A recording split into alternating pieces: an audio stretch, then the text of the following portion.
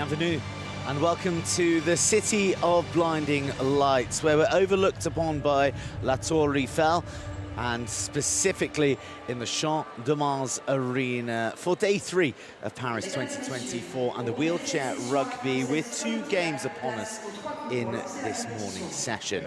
Germany take on the United States of America, both coming off the back of a loss the day before. United States vying for the semi-finals, and Germany here for the first time since 2008.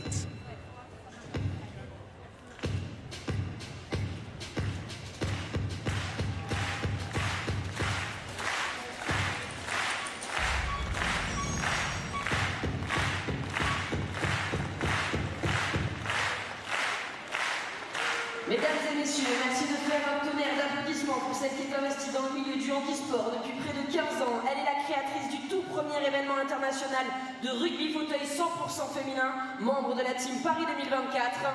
Please welcome a 15-year advocate for disabled sport, creator of the first international women's wheelchair rugby event at Paris 2024, team member Sophia Aziz.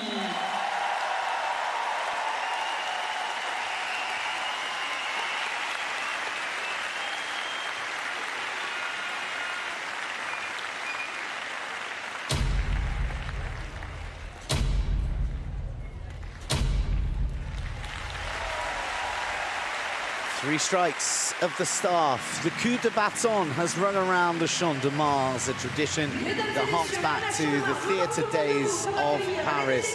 And it calls for attention and praise silence for the event to come.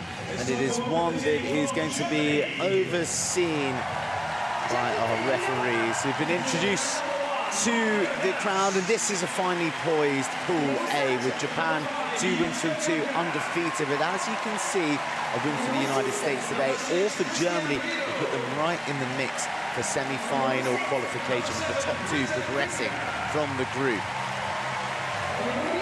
Here is Germany competing at the Paralympics in wheelchair rugby for the first time since Beijing in 2008. Number 12, Jens Sarabia. Number 20, Maximilian Stotz. Number 21, Florian Bogart. Number 24, Masha Rozo. Number 25, Moritz Brunner. Et numéro 53. And number 53, Justus Heinrich. Well, this is an event in itself for Germany, who are here, as I said, for the first time in 16 years, and Marco Herbst and Josko Wilka have been the ones scoring all the tries to them in their opening 2 matches, and their coach, Christoph Werner, as you saw there, the 55-year-old who has led them for a decade now. Captain number 9, Eric Newby. Tough losses against Japan and Canada, who USA have faced both. Victorious against their North American rivals. They fell to Japan yesterday, but here they are, re-emboldened, seeking victory and seeking a semi-final. Number 10, Josh Wheeler. Number 11, Lee Fredette. Number 15, Josh O'Neill. Number 21, Clayton Brackett. Number 23, Brad Huntsman. Number 44, Zion Remington. Et numéro 55. And number 55, Mason Simons. And the entirety of the United States of America side onto the court, and Chuck Aoki there with the captain insignia alongside him, as well as Eric Newby. Joe Delagrave, who achieved silver as a player in Tokyo, now the coach of this United States side, who are looking to end a 16-year drought without gold. Ladies and gentlemen, if you're able, please stand for the national anthem of Germany.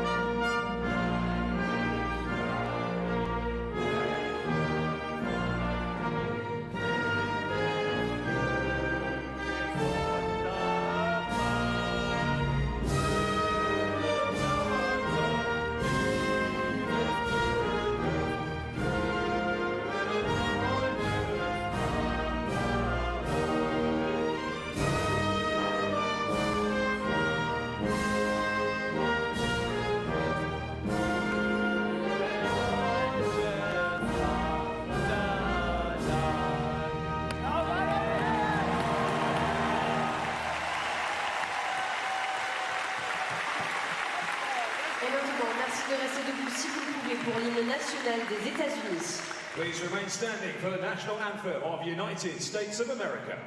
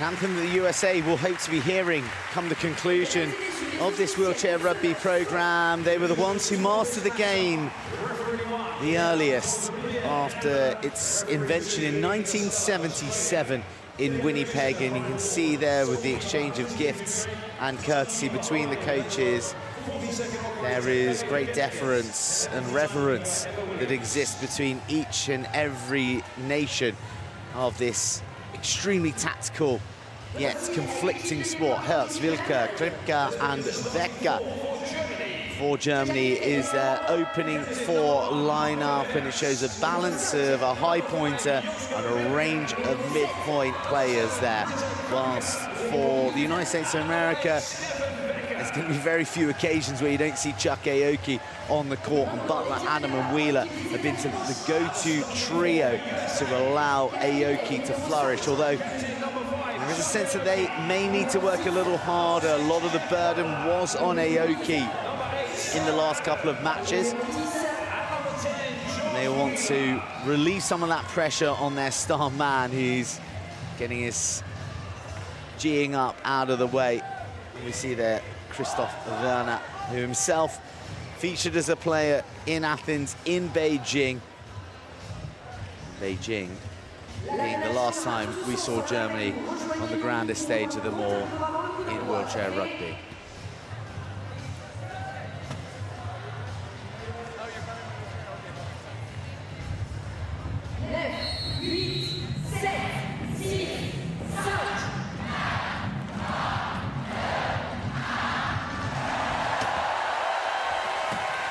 USA versus Germany is underway, and it is the United States with the early possession, the early try in white. Sarah Adam cruising home for a prompt score.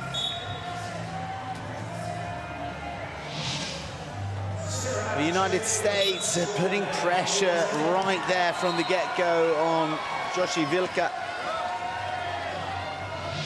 Every single member of this German outfit are making their Paralympic debut. It's been a long a long journey to re-establish Germany. Right up at the top of the tree. They are here by virtue of qualification in Wellington.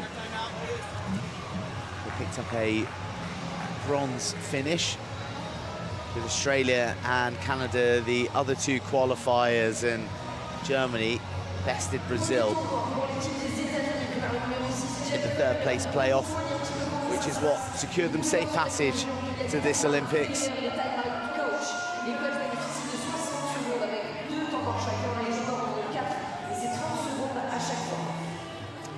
No doubt about it, they're in the top 4 of Europe. They've had 4th place finishes in 2022 and 23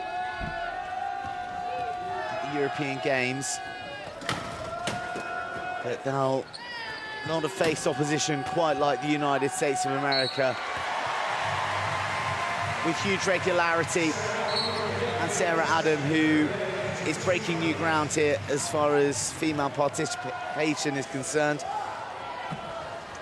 The first woman to represent USA in wheelchair rugby, and we can see there already pressure coming from the United States of America, and looks like a timeout called there.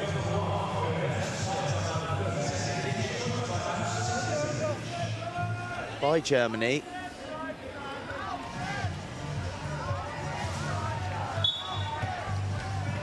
They were just about to travel back across the centre line, and akin to basketball, once you're across, you can't go back. So that's why they called the timeout, so that they didn't lose possession. They trail by 2 tries already. Just beginning to get their passing game working. That's Marco Herbst, the 35-year-old captain. Oh, that's a beautiful ball into Josko Wilka.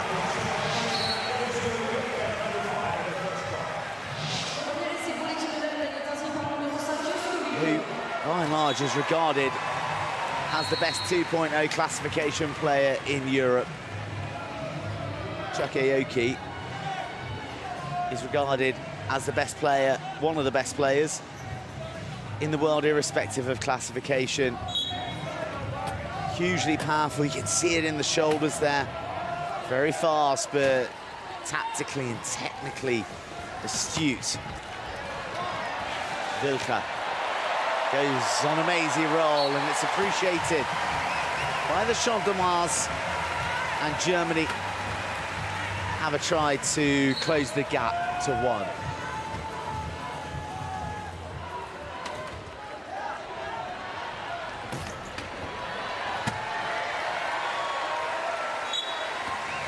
Off goes Sarah Adam. He has been shy of the try line since coming into proceedings. She's been very proud to be the first woman representing wheelchair rugby for the United States, but also has spoken of her eagerness to let her athletic prowess do the talking, to be an athlete, be a fine wheelchair rugby player first and foremost, and almost the fact that she is a woman in a male-dominated sport to come after the effect. And in a year where we welcome more female players than ever before at the Paralympics, she is very much the lightning rods for that movement in the sport.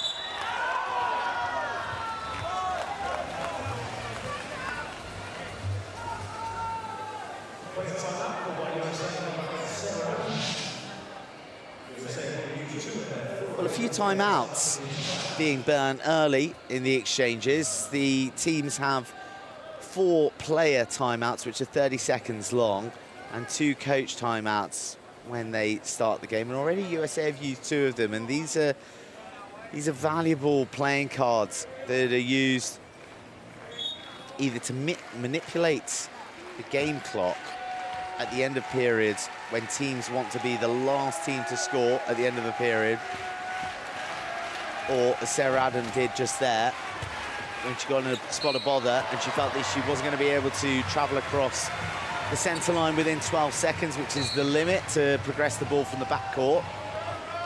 She used it so that the ball wasn't turned over. And as a result, USA capitalise on that timeout, and they now lead by 3. Make that 2. Nice interplay in Herbst, who plays his rugby for VfL Gastorf. He's across the line, but Adam, so too, is doing the same.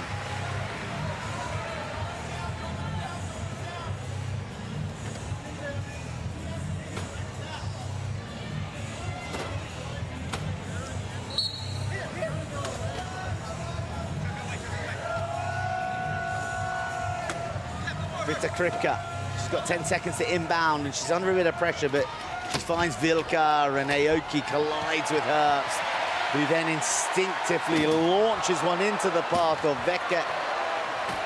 But Wheeler and Adam are there to shut him down. No try coming just yet for Germany, but plenty of time on that shot clock that you can see dissipating in the corner.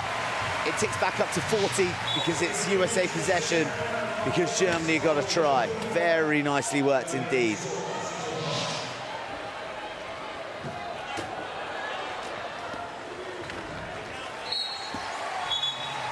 Aoki skates past the challenge of Vecke.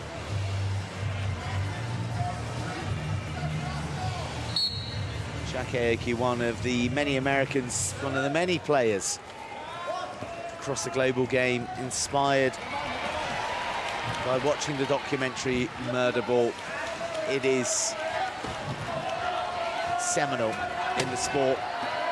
If you get an opportunity throughout the games, I would highly recommend, and it was really the documentary that ignited the imaginations of many players, many para-athletes. Chuck Aoki himself was a wheelchair basketball player. That was the origins of the sport.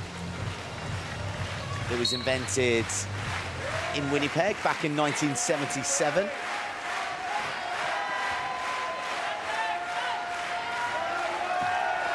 Aoki himself starring in his own documentary called Hard Hits. Here come the Germans looking to avoid the hits and avoid the arms. Josh Wheeler is something of an intercept specialist, but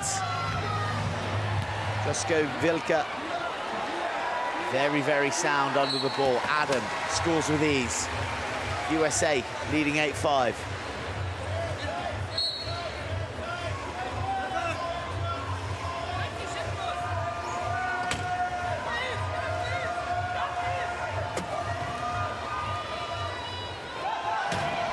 It's a fabulous ball into the path of Marco Herbst.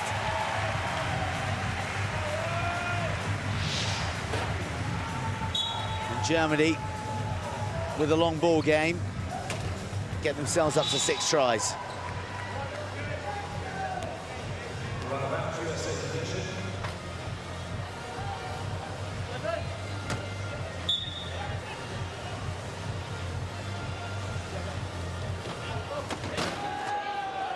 Wheeler finds Aoki. His trio of attackers are working in a very fluid manner at the moment, unlocking Germany with relative ease.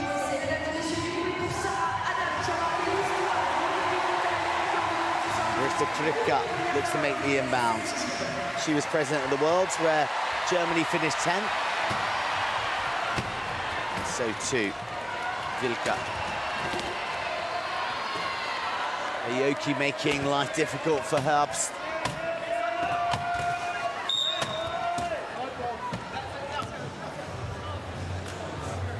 Well, looks like a spinning foul called on the contact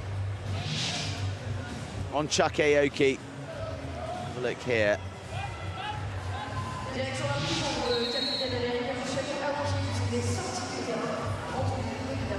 See Chuck Aoki, bottom of the screen.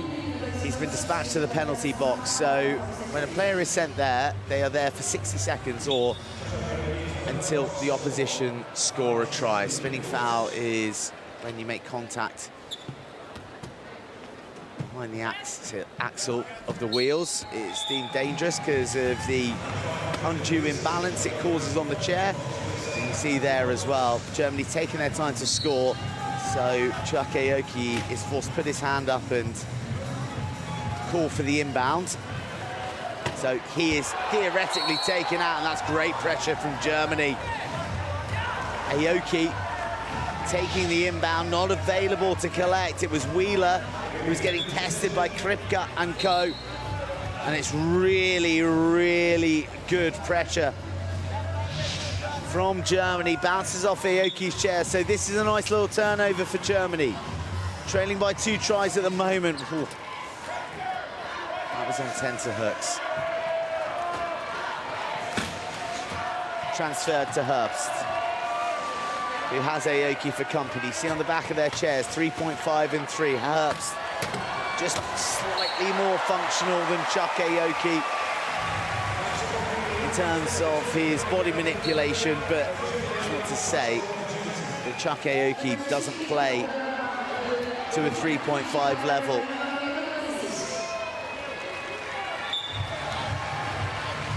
Chatting to Jim Roberts across the Paralympics, who was one of the standout players for Great Britain on their gold medal charge in Tokyo.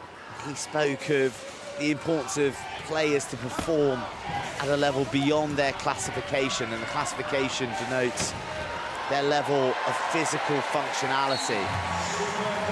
So you may be a 2, you may be a 3.5, which is the highest class, which means you're the most functional. But if you can play to a 4, if you can play to a 2.5, if you can play to a level that means that you're excelling beyond your physical appraisal, then that is the value that you're adding to your team. If everyone bumps themselves up by 0.5, then suddenly, as a collective, the team is playing to a cumulative value of 10, because you can only have a total of 8 points on the field of play. That is, unless you have a female player. Chuck Aoki picks the pocket of the Germans. Stefan Wecke.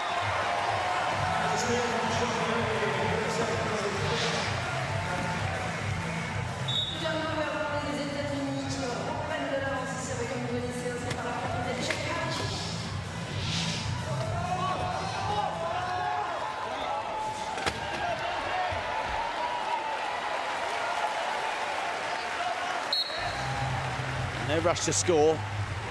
Germany back to within 2.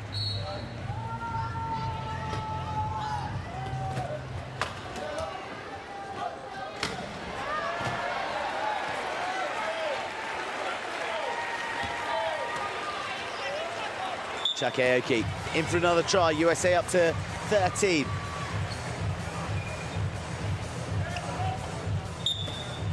Five tries in the match already, and if you are new to wheelchair rugby, you may be looking and thinking, well, Chuck Aoki's the man. He's the one who gets all the tries, and you'd be right in saying that. He is one of the very best in the world, but it is a nuanced sport. It is about the other players doing the unglamorous work, bogging down other players and creating the room for more mobile players like Josko Wilke to go slaloming through the jerseys.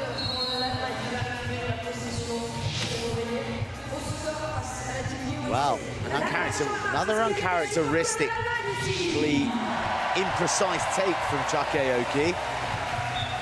And there are a couple of gifts here for Germany. You can usually sort of count on one hand the number of errors that Chuck Aoki will make across the entire competition. And Simons and Melton, the other Chuck, are on to the court. Simons puts his big frame and his big chair in the way of Germany, but then a little bit of ring craft from the captain, Herbst. And he manages to fashion a route through to the try line.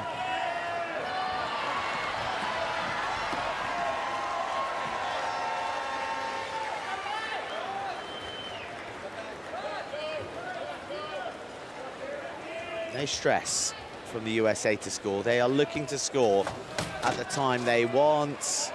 And that time is with 1 minute and 8 seconds remaining of the period. This is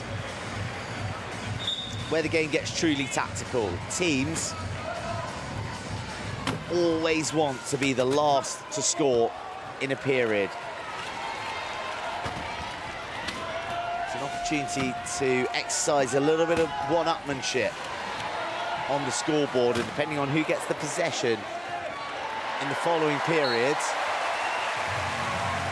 it can create a two-try swing. Germany get their try, and as you can see on the game clock, 50.2 seconds remaining. It's a 40-second possession, as indicated by the red timer in the corner. So USA, if they are to score, it should allow Germany a minimum of 10 seconds to respond. So scoring with 50 seconds left is valuable. USA are either going to look to score as late into their play passage as they can to limit the amount of time that Germany have to attack. And you see Germany are keyed up. They're saying, come and have a run at us. So Chuck Aoki calls for the timeout. This means that the possession clock will be reset to 15 seconds. And with only 14.8 on the period clock, it means that this is USA's possession. They've got the last play. So if they can eke out the seconds and hit the line with as few seconds left, it'll leave Germany with very little opportunity to respond. And USA should, in theory, go into the period break leading 15-13. As you can see, the defensive strategy from Germany is to key up. That means guarding the key, flooding it, creating so much congestion that it is difficult for the USA to bully their way through.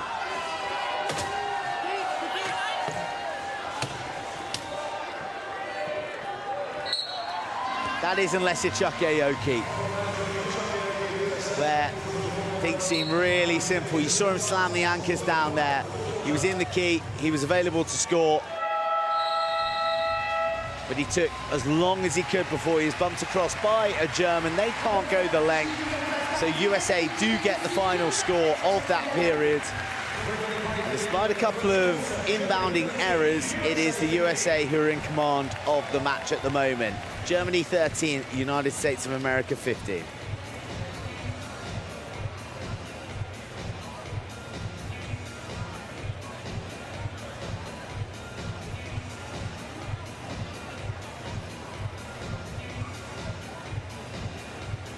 L'Arena Champ-Mars, ici, ce matin, cette nouvelle session de rugby fauteuil. J'ai une seule question. Est-ce qu'il y aurait par hasard des supporters de la Team France?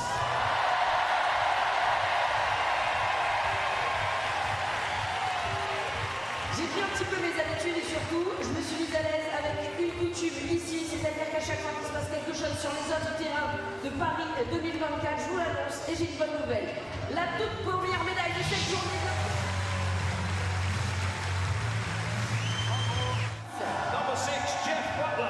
Numéro 8. Number 8, Sarah.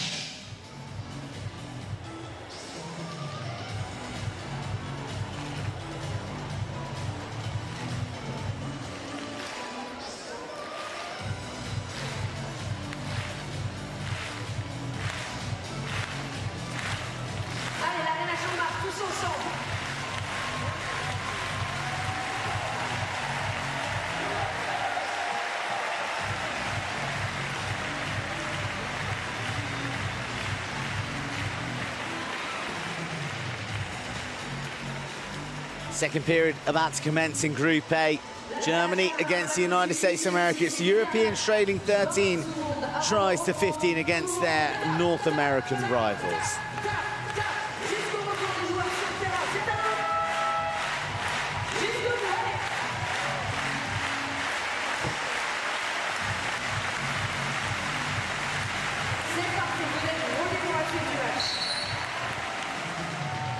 Second period underway at Paris 2020 for the Paralympic Games and the wheelchair rugby matchup between Germany and the United States of America. Germany with the first possession of the period, and they duly convert a try to narrow the gap to 1 against USA. Both these sides are in contention for qualification.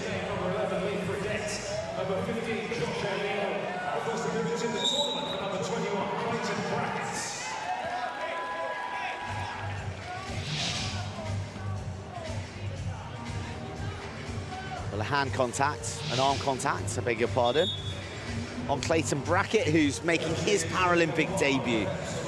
His only previous major competition experience was at the Pan American Games in Santiago, which I can tell you from experience was an absolutely wonderful event.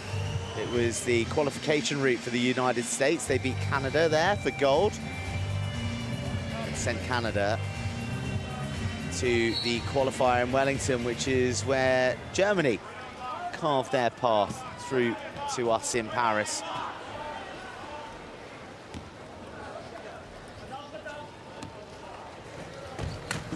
Chuck Aoki has the court to himself. Lee Fredette is just arriving now. He's looking to engage Kripke.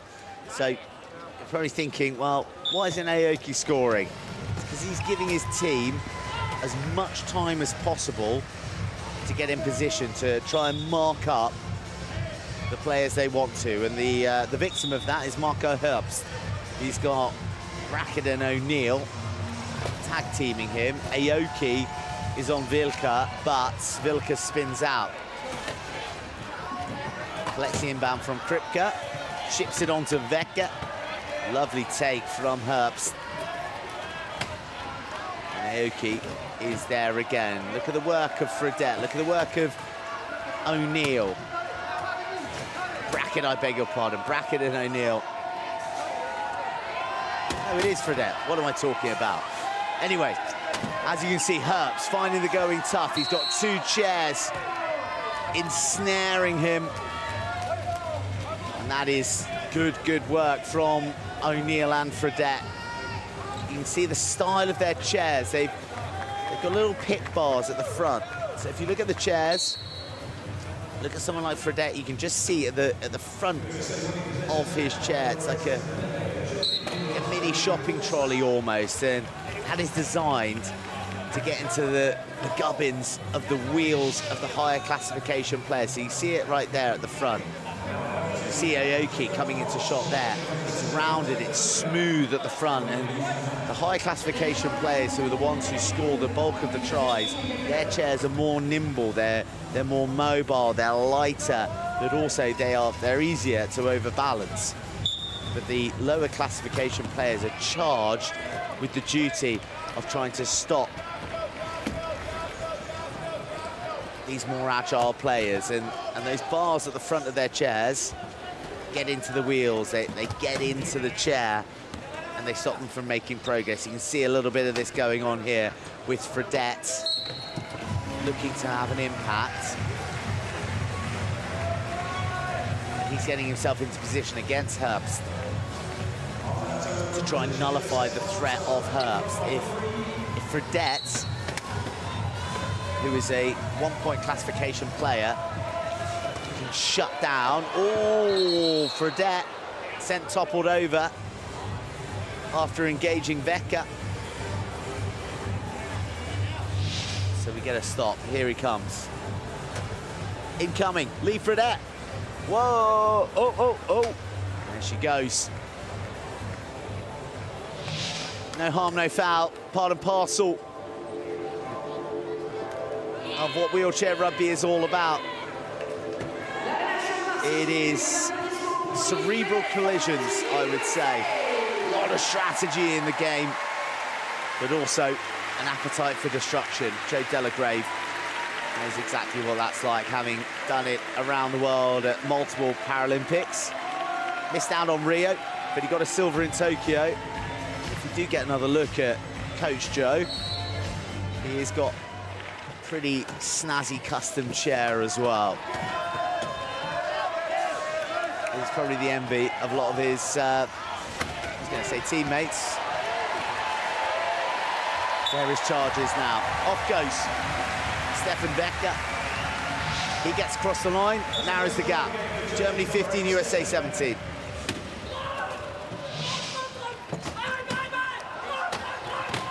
Bit of a juggle, bit of a bobble, but the USA get away with it. And now it's in the hands of Aoki. He'll do the rest from here. Look at that chair control. Slams down the anchors. Lets the Germans fly by.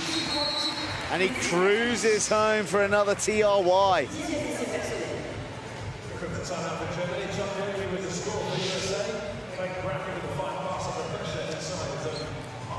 Some adjustment to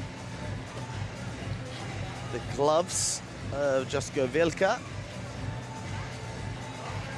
Keen skier, very athletic individual, playing hockey, diving and athletics pre-impairment. Here's another athletic man, Marco Herbst. Not quite there yet, but eventually he gets across despite the efforts of Clayton Brackett.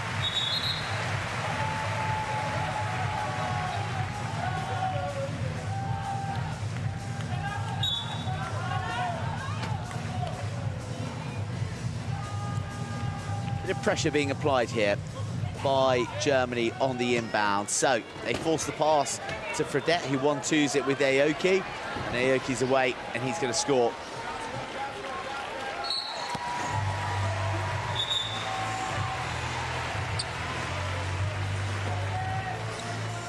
It's an incredibly technical sport, wheelchair rugby. You've got Wheeler and Adam and Butler there, who seemingly being deployed as a trio at these games alongside Aoki.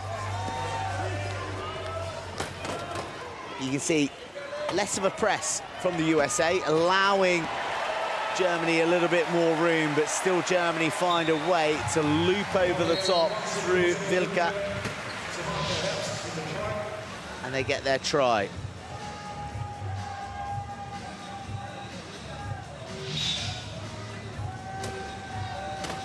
Vilka, whose hero is Tony Cruz, the legendary German football midfielder. He could pick a pass in his day. Retired from international duty after this summer's Euros. Not a bad man to be seeking inspiration from. There's Clayton Brackett.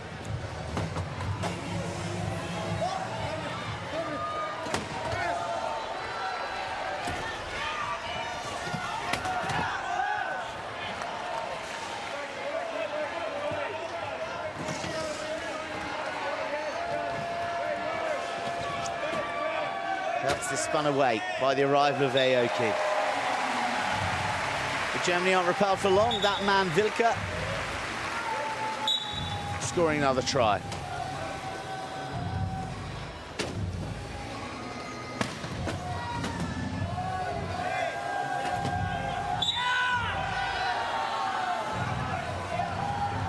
Timeout called.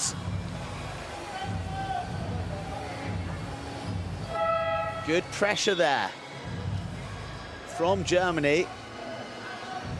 Joe Delagrave imparting his knowledge. It's the last time that he'll impart any knowledge from a player timeout. The United States have used all of their timeouts now. They've only got 2 coach ones left. This means they've got no get out of jail cards. Next time they get bogged down in their half, or the inbound's looking tricky, or anything really, the power is no longer with them.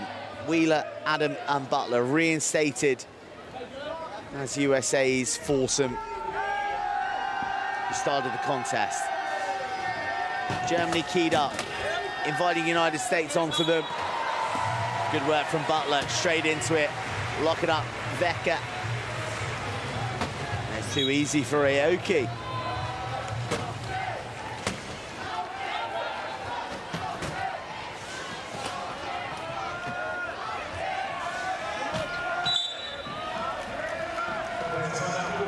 Timeout called on this occasion by Germany. Really good, stubborn work from the United States there. Stefan Vecca, who is known in the team as Stekby, because that's where he's from. It is a tiny place, sort of in the northeast centre of Germany. Couldn't tell you much more about Stekby, but that is where he hails from, and that's why that's his nickname. But forced into the timeout there because he didn't think that he was going to make it across the centre line within the 12 seconds that is allotted for progressing the ball forward. And he was probably accurate in those terms. Good support, colourful support from the Germans. 60-second coaches timeout, all by Germany. Coach's timeout called. First one of the match, and it's from Christoph Werner, who cut his teeth in a coaching capacity, guiding Poland to their first ever World Championships. He was with them for some time, but the lure of the Germany job proving too seductive for him, a man who represented his nation on a couple of occasions at the Paralympics. So, coach's timeout served. Aoki looking to pick his avenue. And he tries to go around the back. Butler's run a block, but there wasn't enough room. Then Adam does a bit of work in the shadows, and Aoki just goes through the middle. Germany 19, USA 22. 3 minutes and 45 seconds remaining of the half. Points for points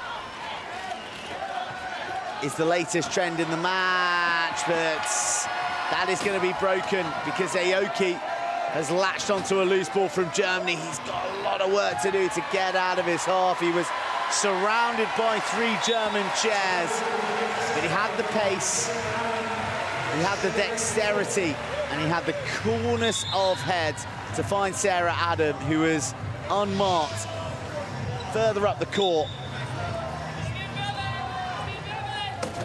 A rush pass, but that one pin perfect.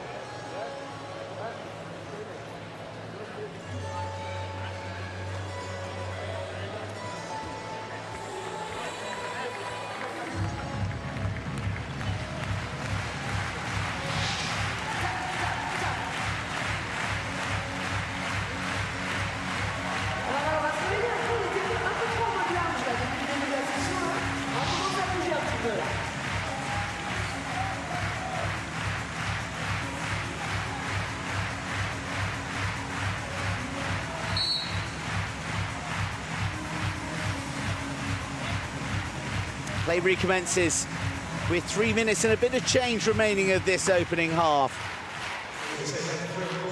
Germany more than holding their own against the great United States of America at the moment.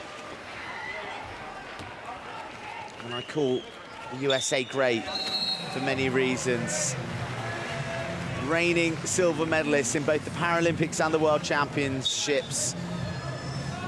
Fell to GB in Tokyo in the final. They lost out to Australia in Vejle in Denmark, and they're being hounded by the Germans there. Interested to see who that came off. Wheeler, such a strong midpoint presence. But the hand came in. Was there contact on the arm? Well, either way, it's going to be USA and Chuck Melton for the inbound. The man from Madisonville, Kentucky. He now lives in Hoyleton, Illinois. One of the greats of the modern US Paralympic wheelchair rugby movement. And you can see a bit of info being relayed from the sidelines. Keep your eyes on the benches around about this 2-3 minute mark and all the way to the conclusion of the period. You'll see various signs and symbols and instructions being held up. They tell the players what the coach wants, what the coach thinks strategically. Here's Mason Simons to Melton. Beautiful ball, chuck to chuck. It always seems to work out for these two. And have his family cheering him on. Kelly, kids Blake, Bailey and Allison. Chuck Melton in his third Paralympic Games. Oh, over the top as Chuck Aoki finds himself on his back after an unsettling collision.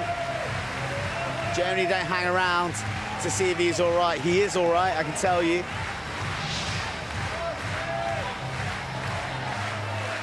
Just an overbalancing. Two chairs coming together. Looks like Mason Simons had the decisive blow. With all the chaos around them, Germany kept their heads, and Vilka is across for another try.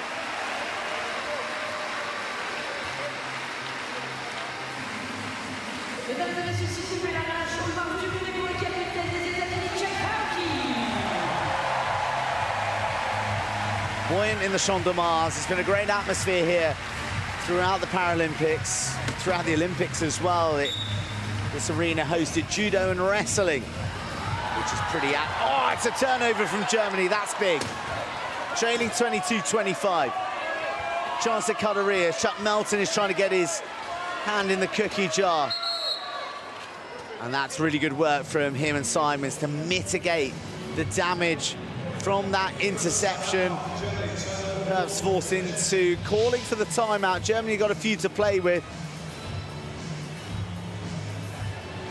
It was Simons who was double banked.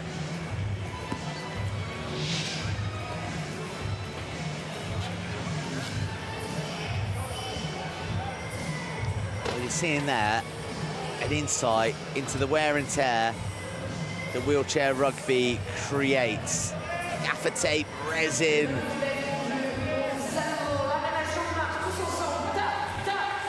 All manner of things adapted to increase the grip, to create the friction for just a little bit of extra pace on the roll of the chair, the take of the ball.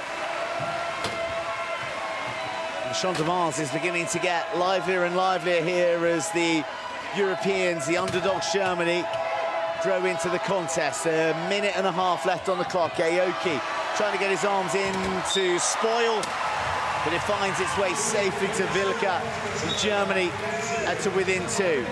They convert the turnover.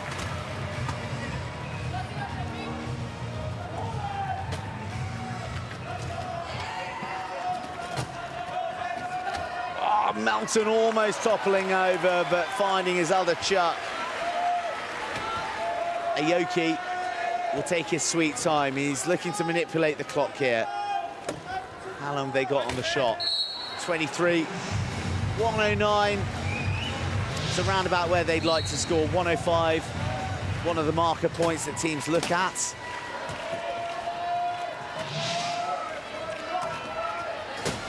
Depending on when Germany score, which looks like it's going to be pretty swift. That is bang on the money, 55 seconds. And they enjoy it as well. So USA, no timeouts. They play a timeout to remember. Forge ahead. Oh, oohs and ahs as Chuck Melton throws his chair into conflict. Aoki doesn't have it all his own way. That's a great take from Simons. Big, tall individual. He's got some long levers on him. And Aoki uses every last inch of it as he goes over the top. Germany have the ball. They've got the opportunity to be the last to score. in this half. You see there, Herbst, home and hose, but he wheels away. And Germany wants to score last. It's going to be a USA possession to start the second half. So if Germany can score here, they'll go into the break trading 25-27. USA are experts at scoring late, and Germany are in a spot of bother here. Risky ball that isn't taken. They ran it too close, Germany, and they paid the price for taking the risk. No try to close the half. The inbound will come, half a second for the USA. There'll be no further scoring, and it is 2 periods well negotiated by USA. Herbst ruse that drop, which would have seen them trail by just the 2 at the break. But those with star-spangled hearts are the ones with bigger smiles on their faces at the break. Food for thought for Christoph Werner and Germany. But at half-time in Group A, it's Germany 24, United States of America 27.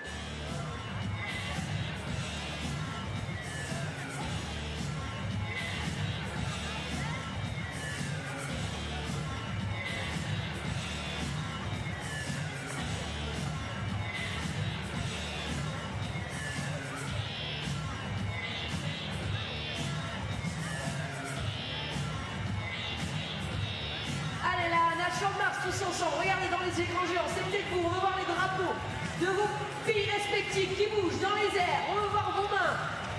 C'est le moment de se remotiver avant le début de cette deuxième mi-temps. Supporters de l'équipe de France, est-ce que vous êtes là? Est-ce que dans la salle, la Team USA est là?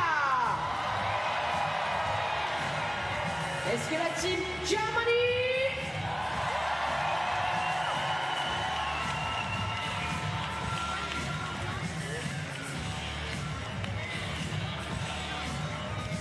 Bon, je vous explique, c'est pas compliqué dans quelques instants. Vous allez vite comprendre ce qui se passe sur l'écran géant. Ça va être à vous.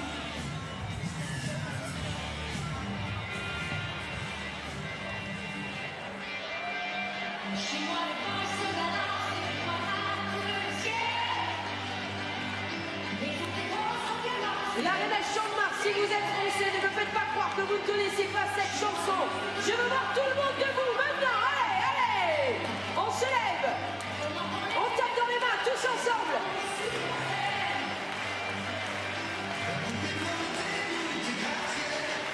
Et c'est le moment de donner tout ce que vous avez. À vous.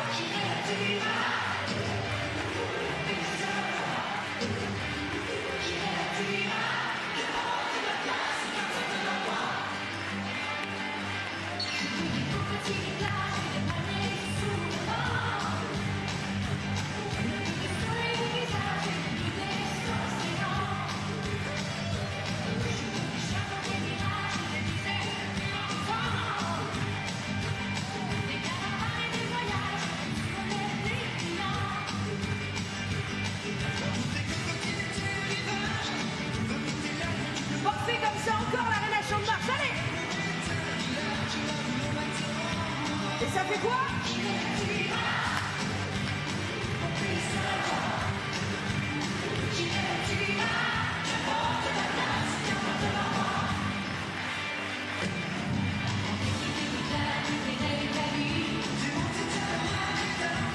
Attention!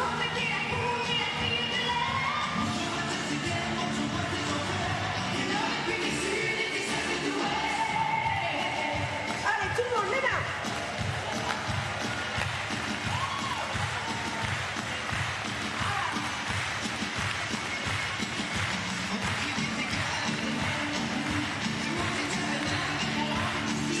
C'est des gens de campagne dans cette salle, hein?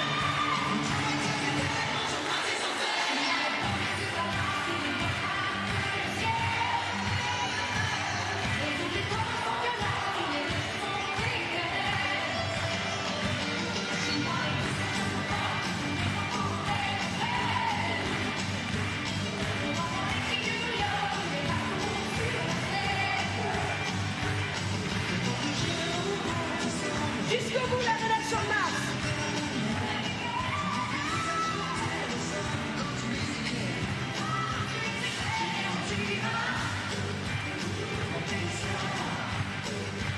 Allez, les mains jusqu'au bout, tout le monde.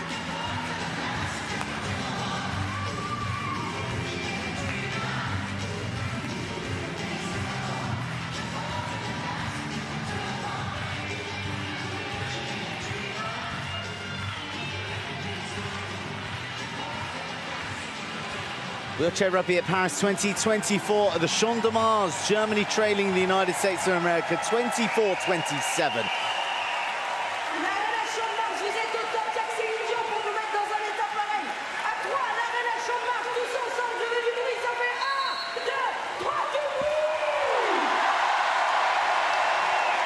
Second half underway between the United States of America and Germany in the wheelchair rugby at Paris 2024. And the United States picking up right where they left off. Try time in the opening seconds. And they extend their lead against this German side, who are at the games for the first time since Beijing. And there's a bit of symmetry to that, because it is the USA who haven't won gold since that very same games. It is a colour of medal. The Butler and Aoki, who is about to inbound to crave. They are so desperate to add another gold medal to the legacy of US wheelchair rugby. Oh, great press, great pressure, good harrying. And it's the States who are dispossessed. It's the captain, Newby. And then it is Vecca converting. Great start from the Germans. They get themselves a turnover. And narrow arrears to just 2 tries. The US possession, but Germany needs a little bit more of that if they are to spring the shock of all shocks, if we're being honest. I think with the greatest respect, people have come to this tournament expecting USA to make a semi-final. USA have had their pickets pocked again. Their pockets picked, I beg your pardon. Ball squirming away to the sideline. And I wonder if there was if a timeout was called in time and with a German possession. You see that pressing down of the shoulders of Chuck Aoki, saying, chill guys, relax. It's a long game ahead, but this is a fast start from the Germans. Simons, Fredette, Adam on. Bit of a mix-up in the personnel who are out there. Germany have got an opportunity to close the gap to 1. Simons sends Herbst in reverse. He dribbles, 20 seconds on the shot clock. And we can thank his mate Stefan Vecca for locking up Simons there and creating the room for him to get through. Aoki is being harassed by these Germans. But they're over-exuberant. An arm contact, which is illegal. You're allowed to reach in and dislodge the ball. You can't make contact with the arm. It has to be precise. So off to the penalty box goes the captain, Herbst. So USA will play against 3 Germans for either the next 60 seconds or until they score. And it is pretty much always when the opposition score. So Aoki isn't going to be in a rush. You can see the possession clock. She winds down to 20, and you can see there Simons in the bottom left of the screen. He's gone over and blocked in Marco Herbst. So the Herbst has had to nominate himself to the inbound. In theory, that makes things trickier for Germany. But as you can see, they're feeling pretty fluid at the moment, particularly Vecca. He's been in the tries. Britta Kripka does some work down the flank, and it's a try for Germany. So they're motoring on rather nicely here, Germany. Having a good, strong impact. Simons it was who gave away the penalty. You can see him going off to the penalty box himself. So Germany with the inbound. Vecca. Kripka is unattended. Instead, Vecca goes to his captain, Adam.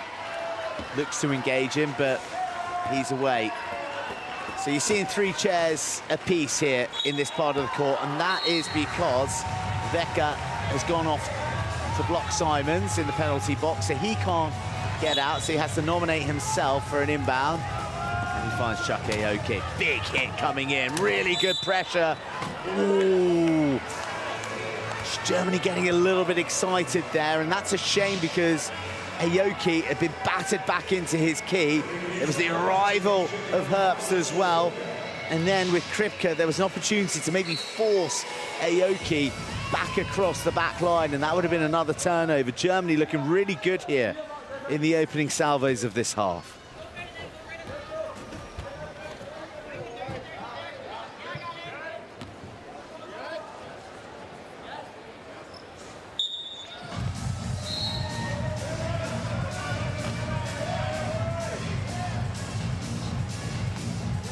Germany 28, USA 30. To this point, Germany yet to register a win. They've been comfortable victories for Japan, for Canada. And that'll work to the United States' favour. See, forced back across the centre line there. It was good work by Simons first, and then Aoki just sniffed an opportunity. Punished the Germans by driving them back across the centre line. Can't travel back into the backcourt once you cross the centre line, akin to basketball. Much needed turnover for the States to kind of stop the rock. Good stretch from Adam, who pouches the ball before her wheels hit the line. Take a look at this. There we go, just in time.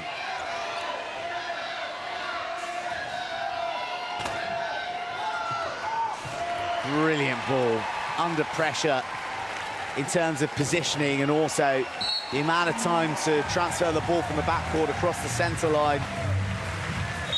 Beautiful from Herbst. Tighter game than many may have anticipated to this point.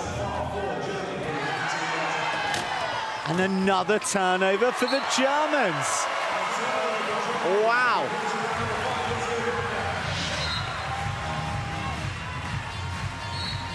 Oh, Adam really had Simons stretching at an angle.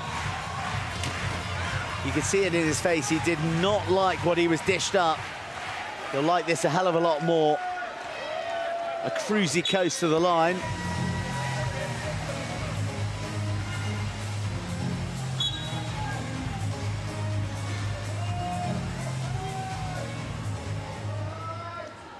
They've done their fair share of sealing, the German team. Throughout this competition, the key protagonists, Josko Wilke and Marco Herbst, they've split 10 between them in their opening 2 matches. He's transferred over to the edge, and it's looking congested in there. And now no try is scored, but Vecca has forced Mason Simons across the back line, so he is dispatched to the penalty box. See, look, Vecca comes in, Simons isn't quite geared in. It's a really strong hit, because Simons is parallel to the try line, and well, it's an overreach from Herbst. He goes to the floor. Take a look at the hit. It was wheel to wheel, wasn't it?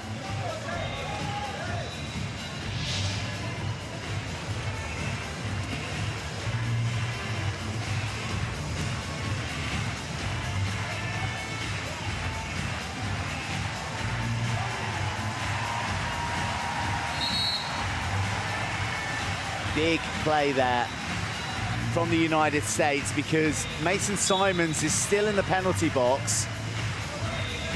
So by knocking the German over, and he wasn't able to call a timeout before he hit the deck, it's a turnover to the United States.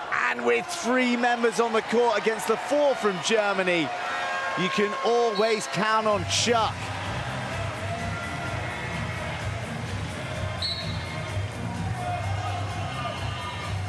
Simons still serving out his time in the penalty box.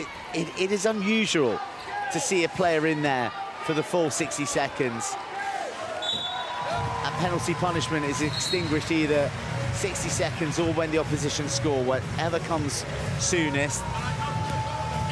And on this occasion, it's a pretty close run thing.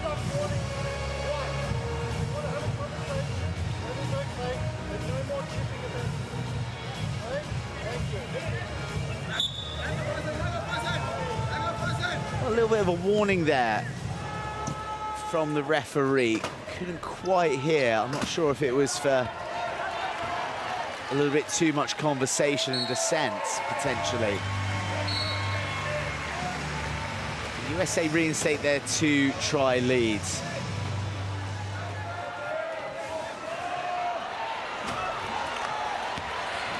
Loose ball, Chuck Aoki's on it. Oh, that's brilliantly done.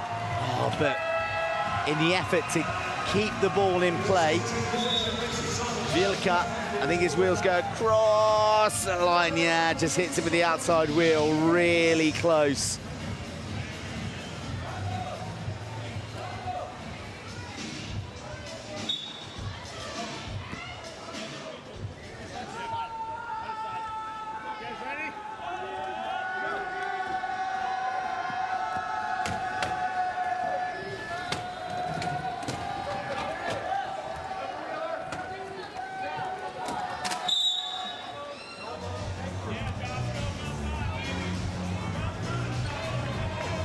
Only 2:34, Germany will be reduced to 3 for a moment. Contact to the arm, few penalties creeping in here. Thus far in Paris, it's been a pretty clean competition. Barely a flagrant foul amongst the matches.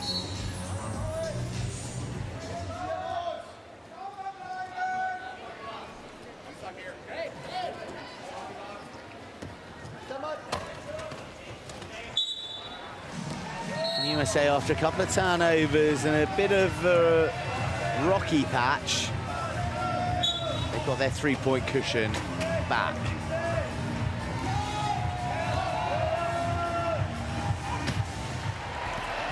Flipped over, slight fumble initially from Herbst, but the man who also sharpened his sporting tools as a water polo player shows that he's up to scratch. Played national junior level water polo in Germany, Marco Herbst, and one thing that he said in his transitions wheelchair rugby was the transfer of skills. He found the sort of communication, the terms of invasion into another opposition's half and moving the ball around, very akin to that of water polo, and of course the team element as well. You know, interesting how a lot of these players come to find themselves playing wheelchair rugby. For many, it's a transition from wheelchair basketball. Others, it's racing. Aaron Phipps of Great Britain would be a good example of that, but for Marco Herbst, it's water polo.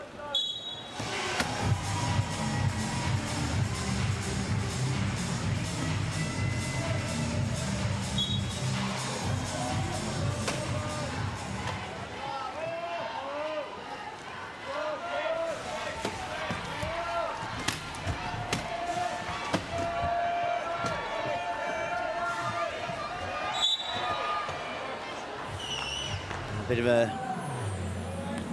messy reach there from Mason Simons, who's drawing the blast of the referee's whistle a fair bit at the moment. No changes forthcoming from either coach.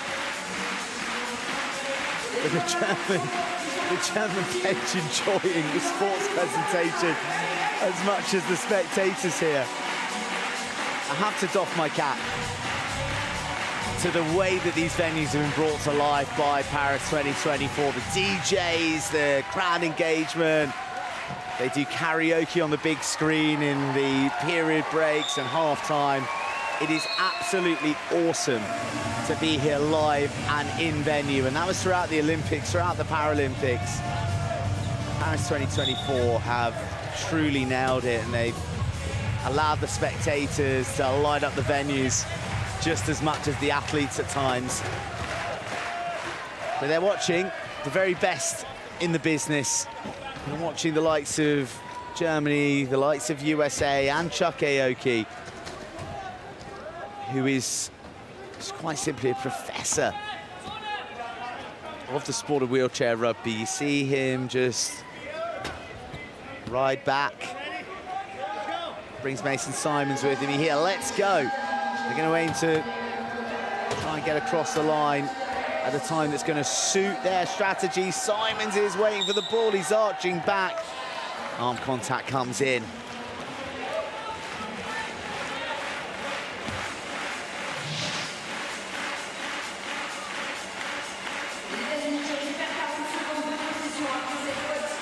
Bit of an escape there for Chuck and co.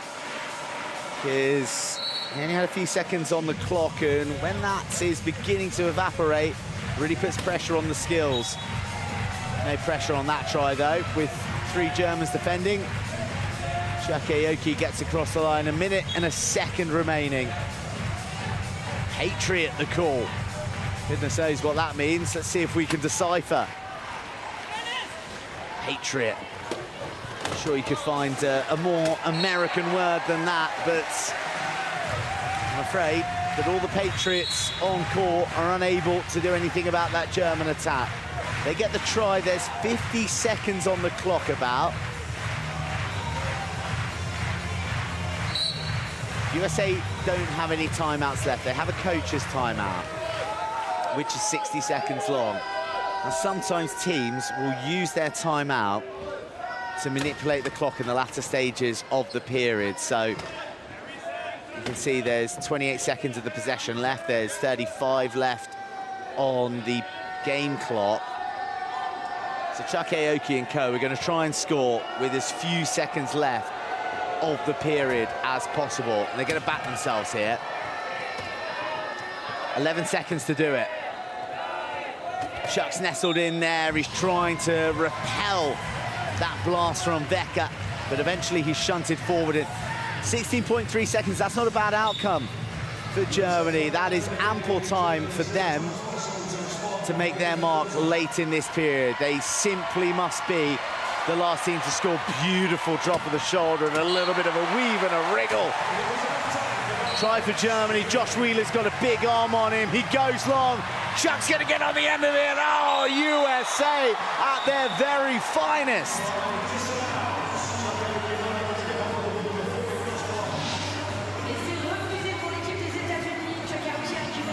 The Hail Mary delivers. Oh, that was close. That was close. Where were Chuck's front wheels? The try stands.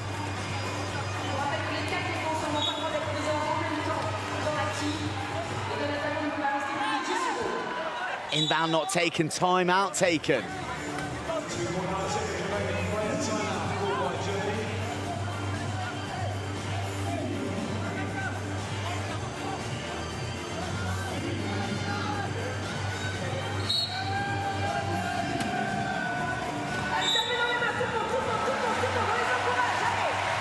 Big play there. Missed opportunity for Germany.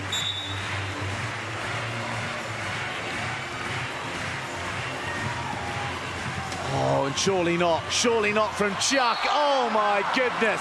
It is telepathic between him and Wheeler. What is it about the dying embers of a period that ignites the American imagination in try-scoring terms? Chuck to Josh. Those two just love to never give up.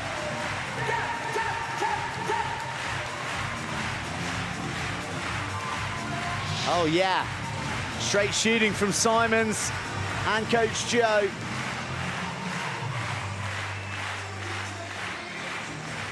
Got a bit of a break here. I think there is, yeah, there's a blowout for Josh Wheeler. Saw him there pointing his shoulders moments ago. That signifies that he needs a mechanic, and on he comes. Not in a great hurry, if I'm being honest. Teams have 60 seconds to replace equipment. And that'll be the last action of the period, and it's one that USA have stamped their foot down in the final seconds. There isn't a team in the world that goes as late, that goes as deep into a period as the United States of America. Nice try there from captain Marco Herbst, who was G'd up, and it could have been so much better for Germany.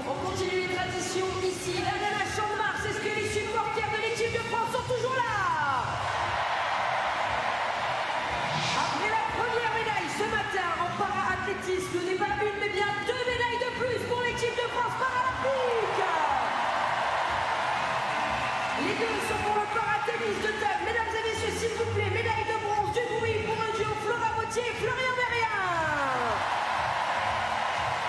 Et en double 1, un tonnerre d'applaudissements pour Clément Berthier et Esteban Hérault.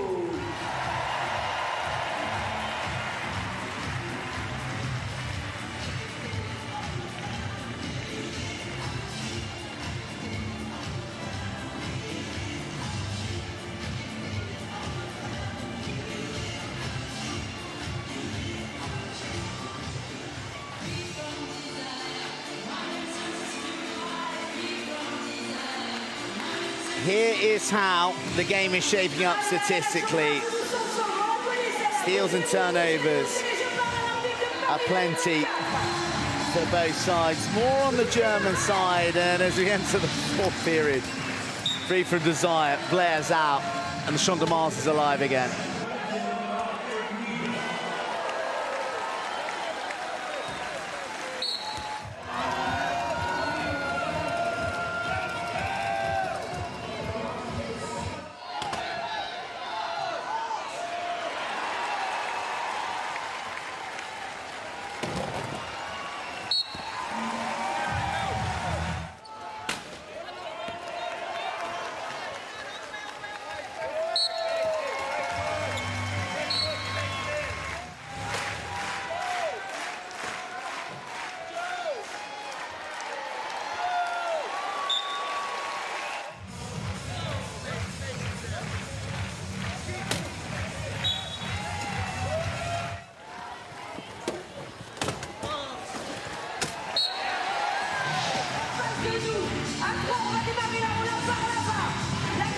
Group A with the wheelchair rugby at Paris 2024. Germany 37, United States of America 40.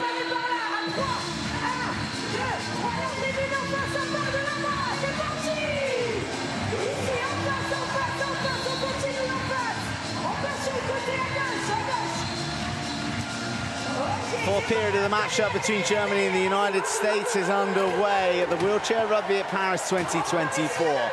Germany trailing the States 37-40. They have the first possession. They have a little bit of bother getting to the line, but an illegal arm comes in from Chuck Aoki, and it'll be a penalty try. Not precise enough from Chuck. So the try awarded. USA, their lead cut to 2. I mean, look at that. What a place to spend a Saturday morning. The Champ de Mars, a patch of grass steeped in history in terms of the nation of France. Named so after the Campus Martius in Rome, Mars Field, which in turn is dedicated to Mars, the god of war, which is a rather fitting deity for the sport of wheelchair rugby, because while there is the chess-like strategy, it is truly gladiatorial as well in the nature of its contact. That's just a little bit of a fender bender from Marco Herbst. Chuck Aoki has weathered far stormier seas. Over 2 million tickets sold for the Paralympic Games. It is safe to say that Paris has embraced athletes and nations from around the globe in full heart.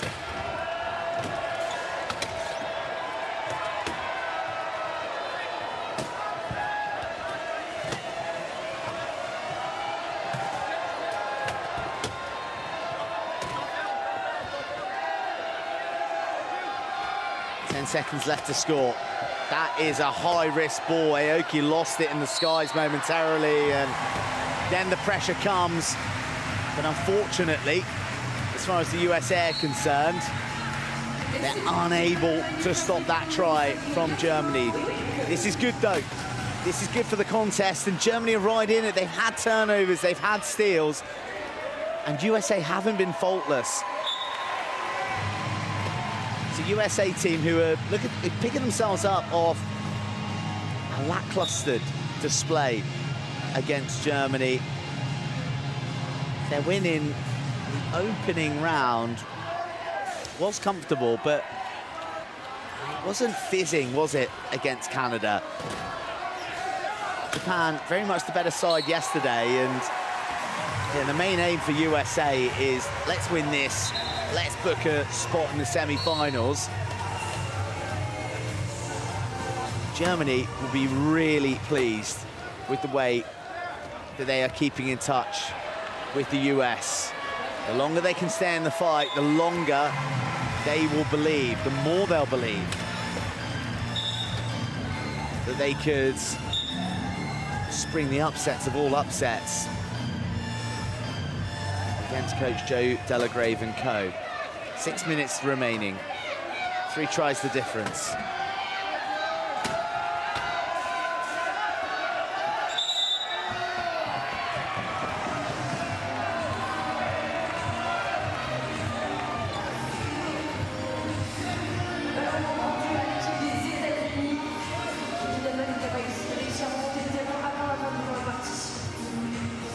This will help the US cause nicely, though. Fredette to Aoki. 4-try lead at this stage is really juicy.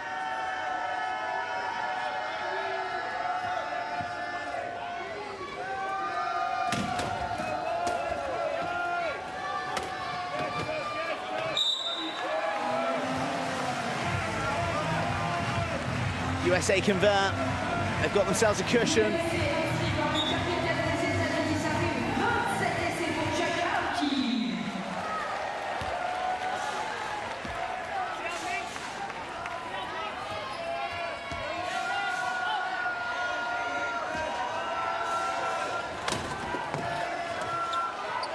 Herbst, no way through. Adams there, oh, that's such a tough ball. And it's swatted away by Aoki. And you know what? He might just get to his own intercept. Ah, that's brilliant, dedicated work from the captain. But he can't reel it in. It ricochets off the chair, and it'll be a USA ball. That pass asks so much of the man launching it, and so too the receiver. 7 turnovers for Germany. They had a lot against Japan as well. That was really their downfall. And this period is really feeling like one where USA are going to turn the screw, and they're going to drag this match beyond the reach of Germany. 5-try leads.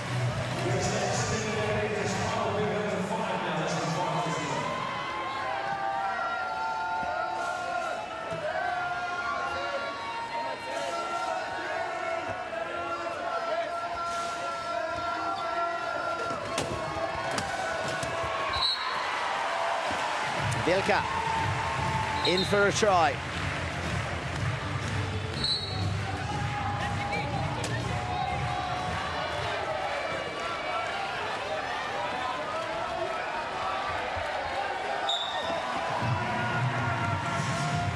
Oh, Chuck blows past the post there.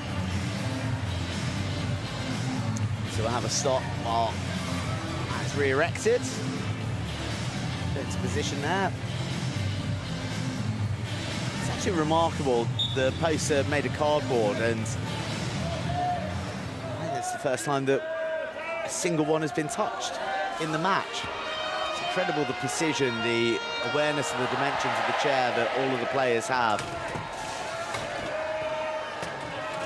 Adam locks up Vilka. Fredette is doing some work over on the far side, but not quite impactful enough to stop Vilka.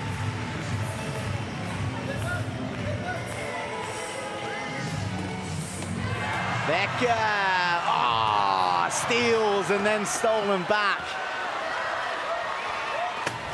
Pocket picked after he himself being a thief in the night.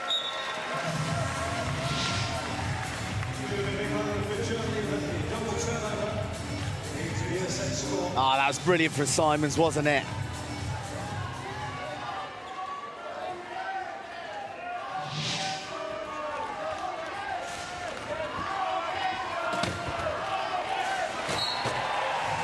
Germany still fighting, still trailing by some margin. They need some steals. They need to turn this ball over into their own arms.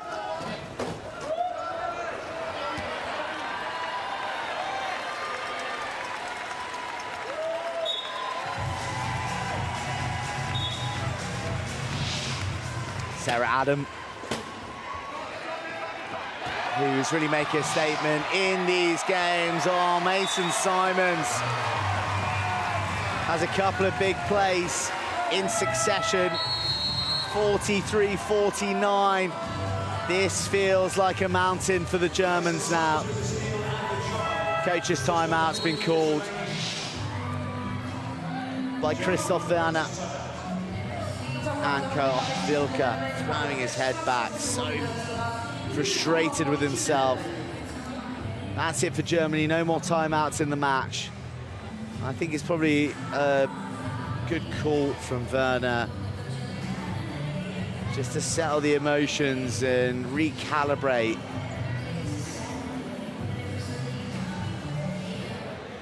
It's so disciplined, so error-free, Germany in this match.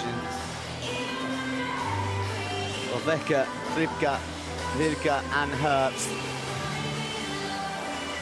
have had a hell of an outing, haven't they?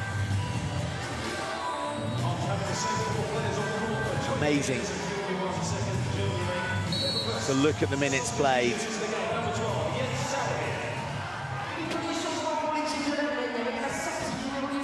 No other player on court for them thus far against this USA outfit. But as soon as I say that, Zaubringer on his Paralympic debut, the man from Magdeburg, gets himself a try. Very nice stuff. Try in 13 seconds. Josh Wheeler got plenty of those in his career to his name.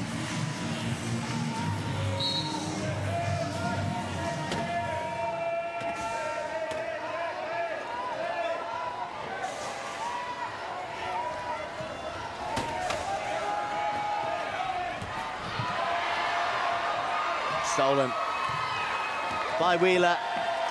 USA are really hammering home their dominance now.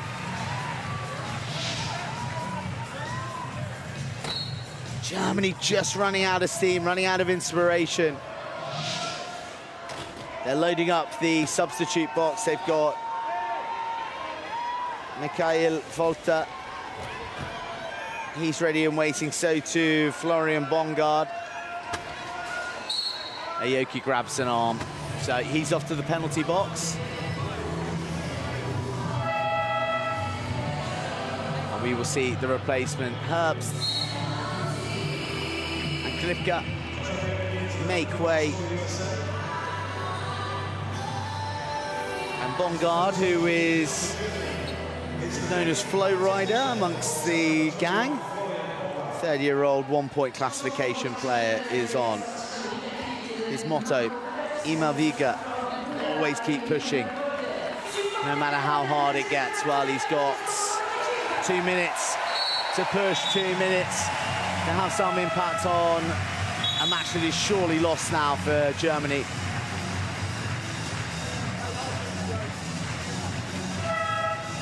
Coach's timeout called by the United States.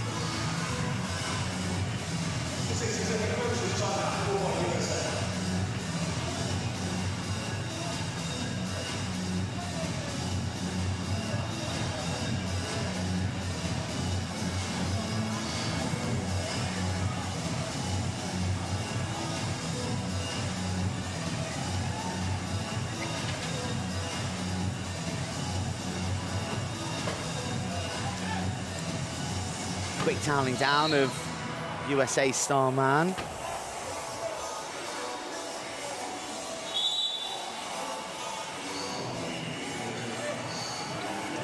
And you see there, Chateau nominates himself for the inbound. He was blocked in by the Germans. He goes to Wheeler. Aoki will be on the wraparound, and, well, you know the rest.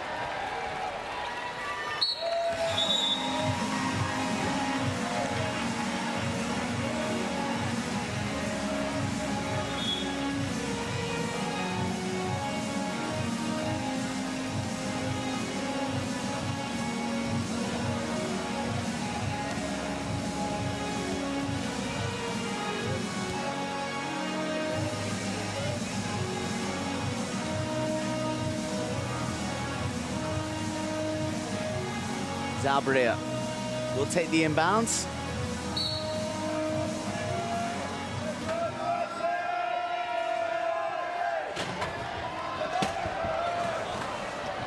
Germany lose a man in the collision, and then they lose the ball. You see the head drop from Wilka.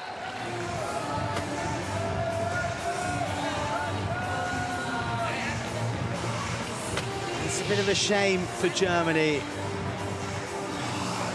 That lapse, misjudgment of where the chair was on the dribble.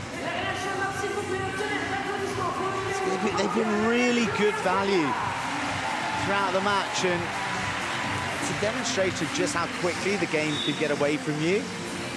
Errors are so costly and they're punished so ruthlessly, particularly by a nation like the United States with so much experience, with players like him. And, you know, from being a try, 2 tries within touch for much of the game, the scoreboard now, an 8-point disparity doesn't seem fair on the Germans. Mikhail Volta gets across for a try of his own. Another wheelchair basketball transition athlete. Actually works in a role that represents people with impairments in Gießen, Germany. He's particularly proud of the work that he does because he feels that his perspective as someone who's been an able-bodied athlete as well as nowadays in a wheelchair, feels that he can sort of portray both sides of the feelings to young disability athletes. Unfortunately, for him in Germany, this game is going away from him. Sarah Adam grabbing a hold of one, and in the process, upending Josko Wilka up back on his wheels.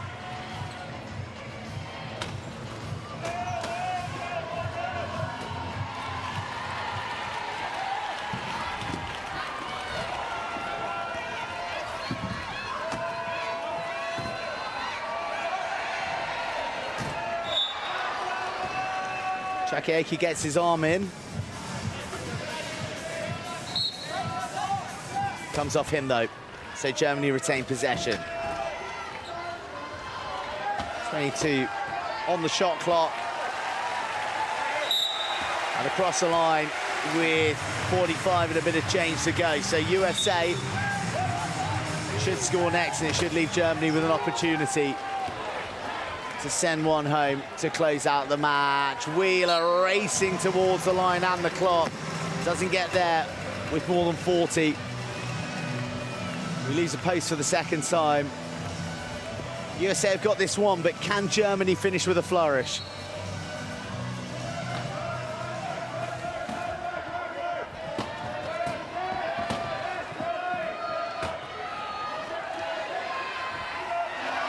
Unfortunately, they can only finish by being dispossessed. All too easy now for the United States. High press as well, making this inbound a devilish one. That's a lovely ball, isn't it? Just that sky hook over the shoulder. Zarabriya onto the ball, engaging white jerseys. Now for the mismatch. Now for the home straight. Oh, no way. No way. Try not awarded. Didn't get his wheels hitting the line. Got one across, then came back, so he travelled back in court. It's a pill that at the end. Inbound to Aoki. He'll look to finish things off in style. He finds his old mate Wheeler. Josh does the rest. And it'll be a handsome victory for the United States. It was one that was not comfortable. It was one that was not plain sailing for them until it got to that fourth and final quarter.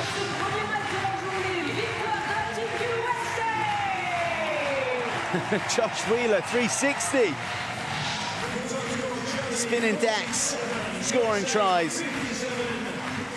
Final score in Group A, Germany 47, United States of America 57.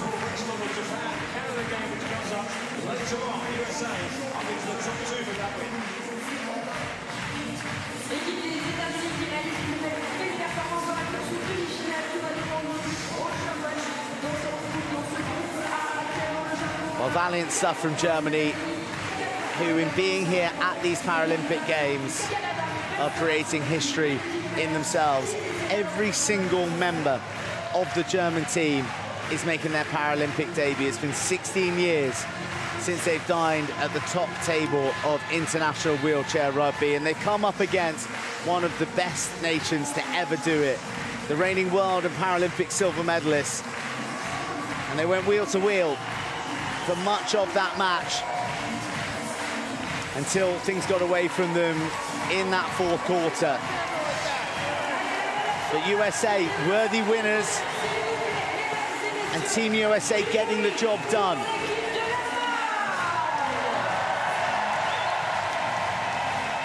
They don't know if they're heading to the semi-finals yet,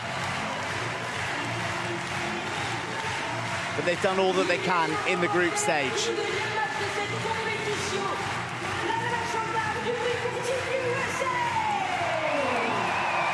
Well, the crowd have loved what they've seen. They've loved what they have been given by all the athletes on court. And there is a generous, joyful feel to the Champ de Mars. So named after Mars, the god of war. But really, it is about love here in Paris 2024. And great appreciation pouring down to the court from the bulging stands here at the Champ de Mars.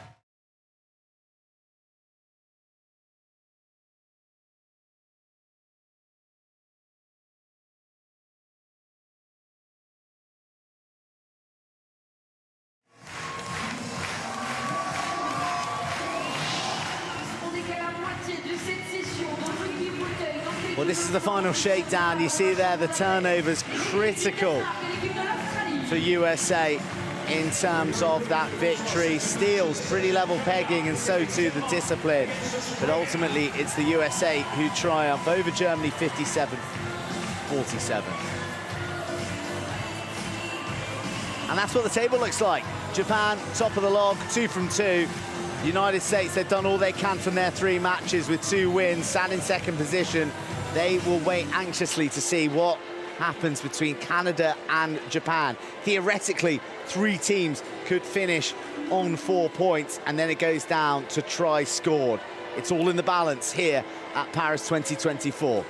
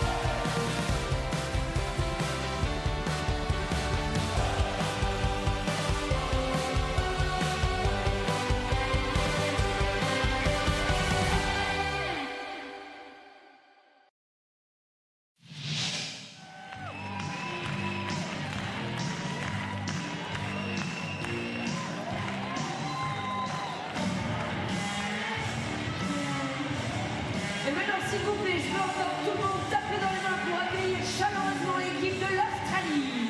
And now we welcome into the arena, Australia.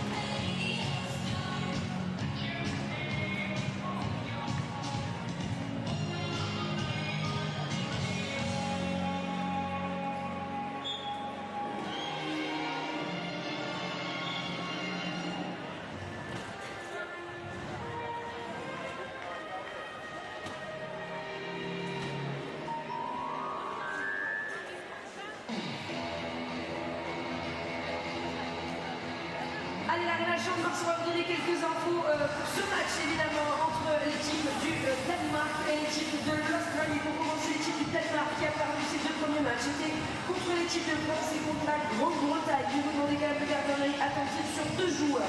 Le numéro 11, Marc Peters, et le numéro 10, Sébastien Frederiksen, à eux chacun pas moins de 35 essais et 33 essais. Grosse performance pour eux dans cette compétition. Ils sont coachés par la coach américaine Jason Wager. As you can see on the arena screens at each end, the current standings in the Group B table ahead is Denmark-Australia game. Denmark edged out in both games so far, a very close contest. Australia one win and one defeat so far. The top two, remember, in the group after today's matches move through to the semi-finals to contest the medal matches ultimately. So Denmark looking to get themselves a win, which could still throw them into contention depending on what happens later between France and Great Britain. Du côté de l'Australie, ils sont numéro 1 mondiaux, tout simplement double médaillé d'or aux Jeux Paralympiques de Rio 2016, de Londres 2012. Ils ont terminé 4e des derniers Jeux. Ils sont donc en revanchards comme jamais, les Australiens. Ils ont dans cette compétition suivi une défaite et une victoire, et vous ne pourrez pas le voir sur le terrain toute l'après-midi. Il est là avec son numéro 3, pardon, je le cherchais, il est en train de s'entraîner, il s'appelle Riley Batts. Et à lui tout seul, mesdames et messieurs, il a inscrit pas moins de 62 essais sur les deux derniers matchs.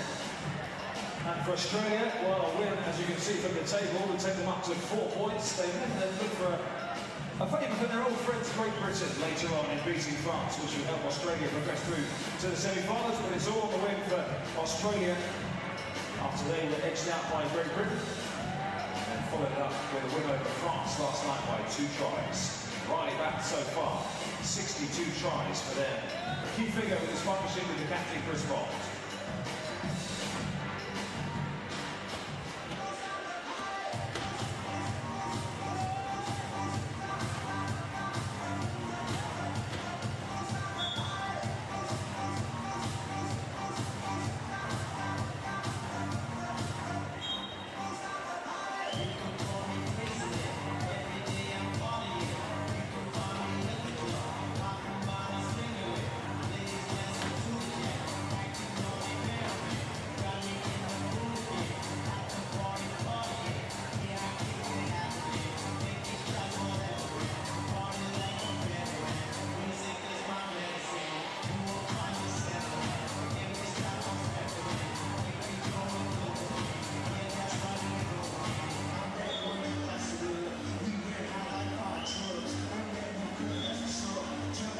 La Champ de Mars, normalement vous êtes avec nous depuis le début de cette session, mais c'est pour jamais, c'est samedi matin, c'est bientôt la rentrée, vous avez peut-être un peu prolongé la matinée au lit ce matin, et vous avez donc loupé toutes les informations. Si vous assistez ici à votre tout premier match de rugby fauteuil, vous allez voir apparaître sur l'écran géant en français puis en anglais une vidéo explicative avec toutes les règles du rugby fauteuil. If you're new to wheelchair rugby, we want to help make it as understandable and accessible for you as possible if it's your very first time watching it today. Coming on screen right now, our Alliance explain a video in French and English to help you along with what you're going to see coming up.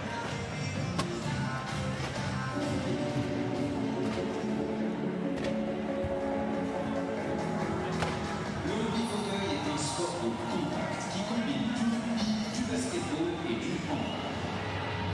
Objectif, marquer le plus d'essais. Un essai, c'est lorsqu'un joueur franchit la ligne d'essai avec le ballon et deux. Chaque équipe est mixte et composée de 4 athlètes sur le terrain. Choc et local, stop les adversaires, ou crée des ouvertures pour marquer. Les matchs se jouent en 4 cartons de 8 minutes chacun. En possession du ballon, on a 10 secondes pour remonter le passé, 12 pour franchir la ligne médiane et 40 pour marquer. La pression est forte, le jeu est intense. La classification des athlètes va de 0.5 à 3.5. Elle correspond au degré de limitation à la pratique du rugby. Les 4 joueurs sur le terrain ne peuvent dépasser un total de 8 points. Un demi-point supplémentaire est accordé pour chaque joueur. Les défenseurs utilisent un long fauteuil muni d'une large largeur pour percuter et retenir les adversaires. Les attaquants utilisent des fauteuils conçus pour la vitesse et pour évoluer dans les espaces précis. Ces fauteuils sont faciles à manœuvrer en marche. La tactique, le physique et les chutes font partie des jeux. Le gilet et l'impact des Jeux Paralympiques de Paris 2024.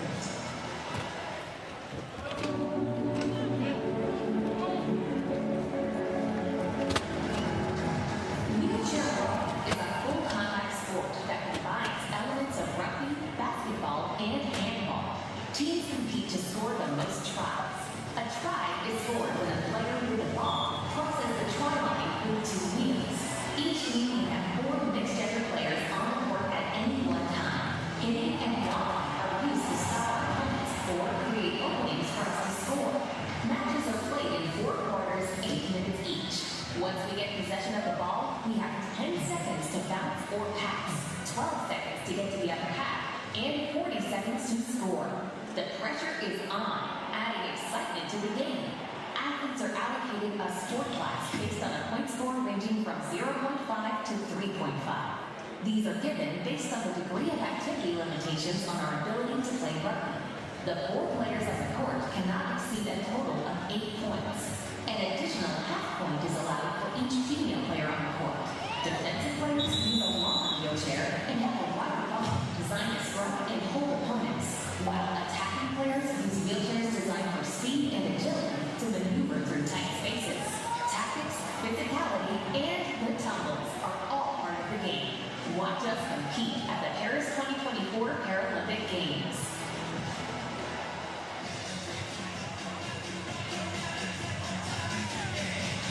Allez, l'arène Chateau, je sais, c'est la phase dance, c'est le petit moment de la digestion. On va se mettre en condition avec la dance cam. Regardez sur l'écran géant tout l'avant.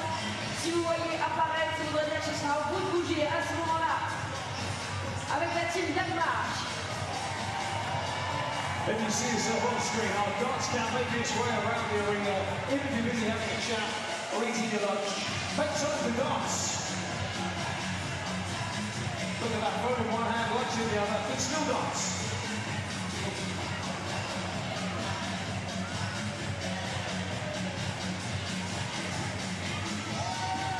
Let's go, Aussies, come on.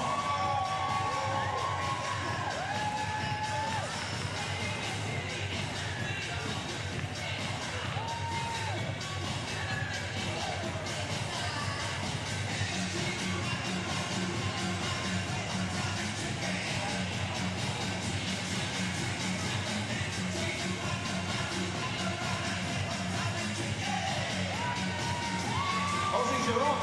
Quick. There we go.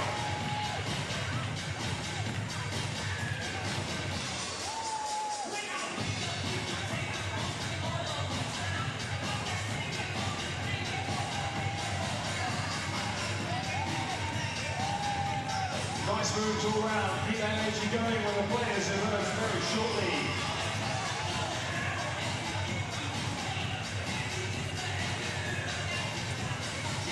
Welcome to Paris 2024 and the vibiest of venues in all of the arrondissements, the Champ de Mars Arena for the wheelchair rugby.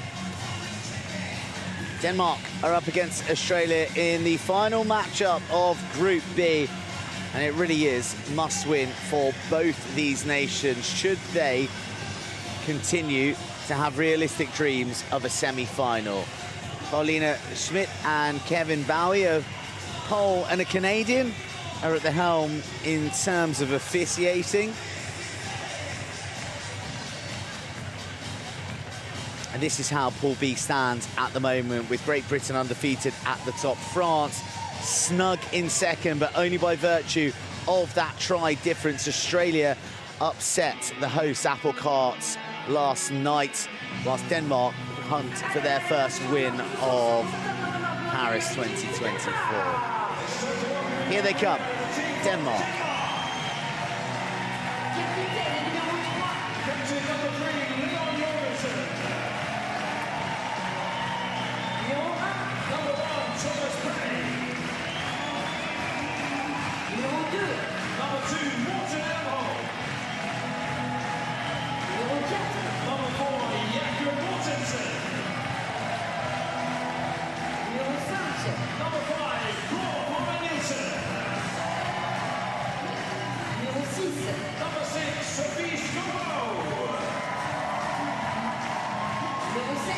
Number 7, Kurt Bruce-Jensen. Number 8, Jesper Kruger. Number 9, Christian Van Eriksen. Number 10, Sebastian Fredriksson. Number 11, Mark Peters. And number 12, Rico Schubert.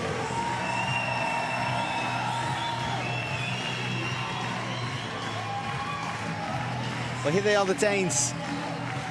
And this is their team, led by Leon Jorgensen and Mark Peters and Sebastian Fredriksson. Very often the individuals to be scoring the tries.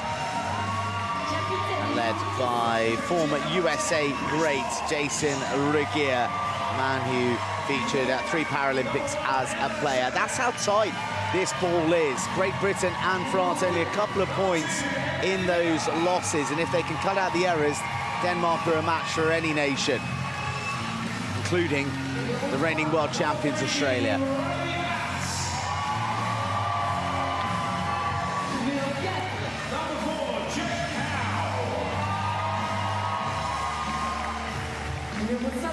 Number 5, James McQuillan. Number 8, Ben Fawcett. Number 11, Bo Vernon. Number 12, Shea Graham. Number 14, Andrew Edmondson. Number 15, Brandon Foxley-Connolly. And number 21, Josh Nicholson.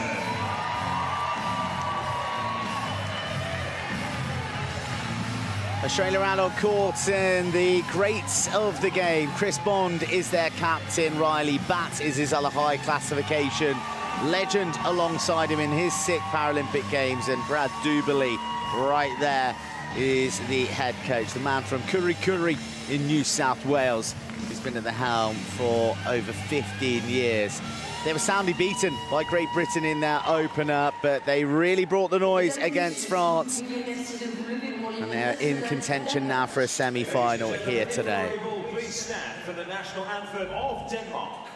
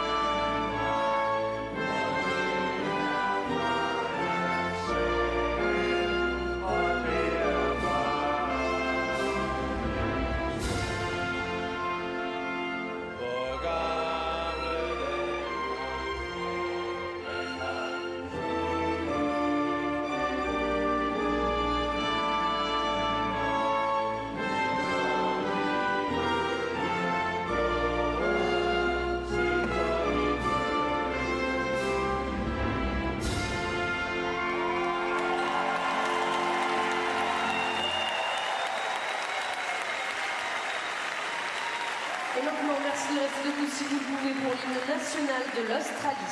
Please remain standing for the national anthem of Australia.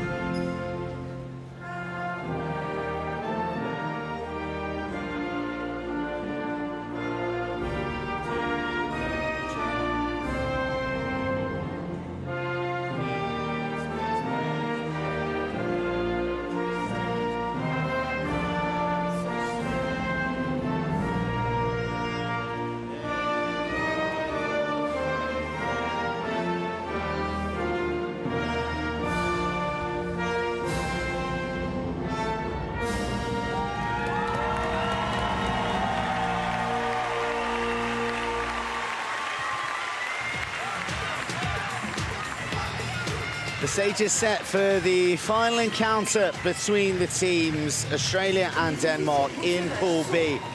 And Brad Duberly has the sound of a victorious Champ de Mars ringing in his ears after defeating the host France the day before. Whilst for Denmark, they are searching for their first victory. They are a good team. They're certainly a nation on the rise. They were fourth at the Worlds, their highest ever finish a couple of years ago, and Leon Jørgensen, Kåre Momme, Sofia Skubo and Sebastian Fredriksson will be the starting quartet. Nice balance to that outfit with the tries coming from Fredriksson and Jørgensen, whilst you don't really deviate far past Vernon, McQuillan and the combo of Bat and Bond to give you an indication of the try-scoring influence of Bat and Bond. They scored 55 tries against France. Only 2 of them came from players that weren't Riley Batts or Chris Bond.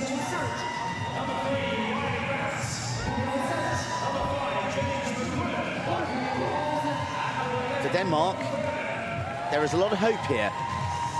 They lost by slender margins to Great Britain, to France, and they know that if they can record a victory just as they did against Australia in Tokyo at the last Paralympics, that they can put themselves in with a hope of semi-final qualification, pendant on results elsewhere.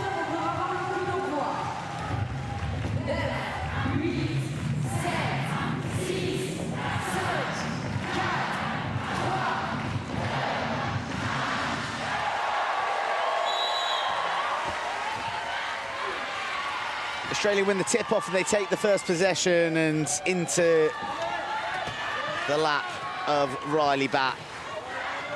Arguably the greatest player to ever do it.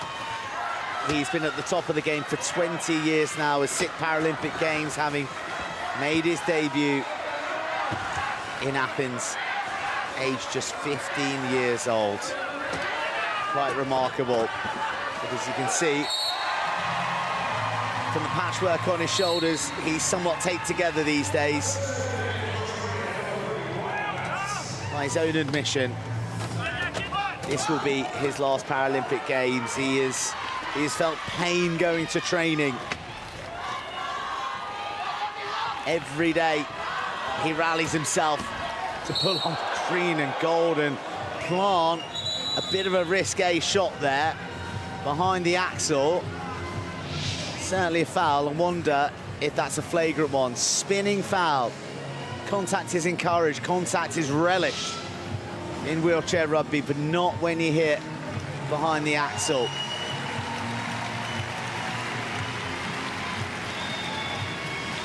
So Riley Bat is dispatched to the penalty box down there. You can see him off court, so Denmark will play against 3 Australian chairs. The try is almost a given, especially in the hands of Fredriksson. But he is taking his time so that the rest of his teammates can block off Riley Bat. Well, they don't do so successfully. Instead, he manages to score away, so Bo Vernon has the inbound and he seeks out Bat, who takes it. And Bat is very comfortable going the length or linking up with his friend, his internal rival, Chris Bond. It's a really good documentary on the Steelers, which is the nickname for the Australian rugby wheelchair team. And Riley Bat talks about when Chris Bond came into the team, that he was lively, had a bit of swagger, youthful swagger, and that the presence of both of them kind of wanting to be the main man who's driven them to higher athletic heights. As a pair, they're pretty potent. Bond clatters into a few chairs. Good work from Bo Vernon. Snaring up Kåre Momme. Australia have their try. Fredriksson benefiting from the work of Sofia Skubo. Riley back, loses his way, and he'll take some scooping up.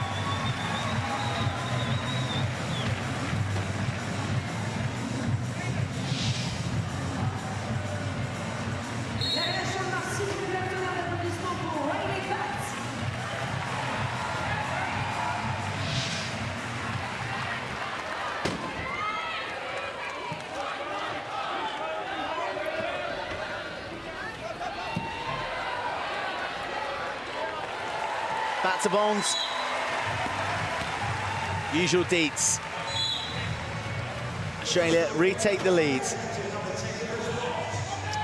Göransson, the captain, has been in the sport since age 21. Credits it with really sort of turning his outlook on life around. He said that he was overweight, feeling low. And wheelchair rugby and him found each other, and it's given him great purpose in all realms of the way that he goes about his day-to-day. Fredriksson is going to benefit from a bit of hard work from his captain, and also Sofia Skubo, who plays their rugby for the Aarhus Burnouts. That is a brilliant take, brilliant inbound as well from Vernon. Splits the two Danish chairs and finds the captain, who is going to coast home. Looks around, checks out what the rest of his team are doing, sees if they need a bit more time to employ their defensive tactic.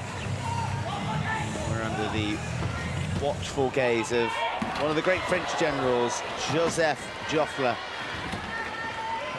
Commander-in-Chief on the Western Front of the French armies in World War I, but certainly not all quiet here today in the Champ de Mars. As ever, there's tries being scored and the fans are really enjoying it. There's a great pocket of Danish support there at the front. Colourful, noisy, just how we like it in the sport. And off goes Bat.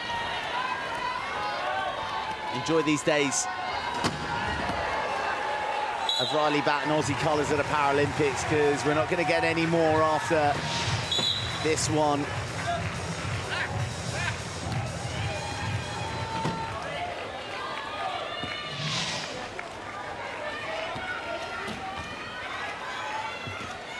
(6-5). Denmark, 4th at the World Championships 2 years ago, up against the reigning world champions, Australia, who beat them by 1 try. It was a thriller in the semi-final. And Australia then went on to best USA in that gold medal match.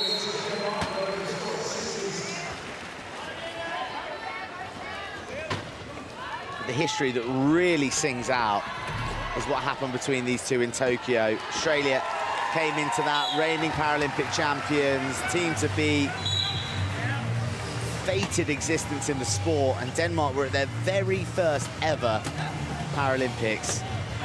They only went and beat them. It really set the tone for an incredible Paralympics over in Japan. But it wasn't a victory that took Denmark into the semi-finals. They fell short against France, and then it went down to tries scored, and Australia squeaked through and eventually finished 4th, which for them, they've spoken really openly about, felt like a failure. They really sort of came back from that jaunt to Tokyo and kind of dusted themselves down, took a look at themselves. They re-evaluated what the tenets of the program were. They looked to bring in new blood, the likes of Emily Miller, who's transitioned across from paracycling, she's been a world championship level paracyclist, and youngsters like Braden Foxley, Connolly, Bo Vernon, who's out there on court at the moment, just about to inbound. It's his first major tournament of any sort. He was at the qualifier in Wellington. The first time that Australia have ever had to go through the qualification rounds. They've always been automatic. They've always been the top dogs in Oceania. That mantle now belongs to Japan. They're looking to go out with a bang. Great support as always from the Aussies. Doesn't matter what sport it is. There's always noisy green and gold.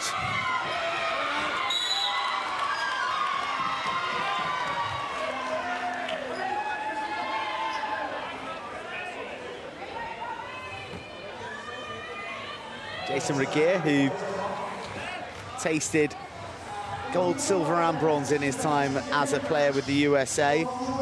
He was part of the last US team to claim gold at a Paralympics. That was in Beijing. And he's overseen a very successful period in Danish wheelchair rugby.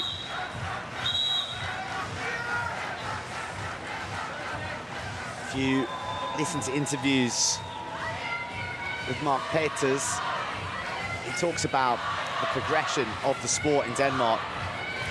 He says that back in the day, they used to be in sort of half-empty arenas and people were coming in for free. They weren't even selling tickets. They were saying, please come and watch our sport. However, the progress now, and the World Championships have been in Denmark a couple of times in recent memory. The most recent one in Vejle, and prior to that, Odense, and said, people are now queuing, they're buying tickets, they're paying to watch the Danish national team. They've got, a couple of thousand in the arena, and it's really coming on in leaps and bounds. The domestic leads are more competitive. Oh, we almost lose Sebastian Fredriksson there. In fact, we do. Little clip on his way through to the line. Bo Vernon was the one who made contact, but he wasn't really in command of his chair because he got shunted by his captain from behind.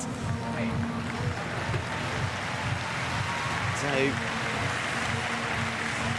it looks a little nasty, but we'll say that's a rugby collision. That's part and parcel of sport, goodness me. That was a risky inbound. Timeout called by Australia. Great play by Fredriksson, applying that pressure. And you see that timeout called there by Vernon. He did regather, but he was set upon by a high classification player, so he was in all sorts of bother. And also with the clock ticking away, because you've only got 12 seconds to transition the ball across the centre line. He's called for a timeout, lest there be a turnover.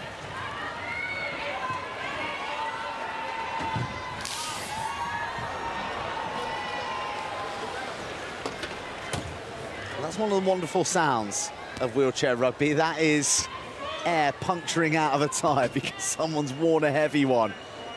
Not quite sure who it is. No one's signalled for an equipment change. Now he has. It's James McQuillan. Selfless stuff. He could see that his team were about to score, so he postponed calling for the mechanic. You see the gesture the players make where they point to their shoulders,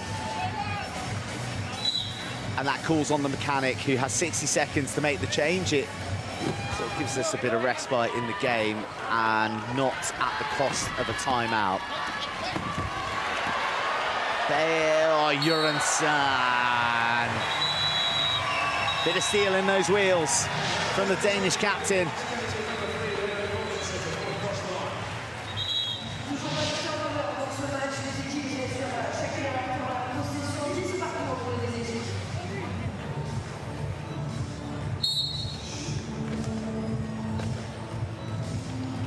Vernon to Bond, safely transferred.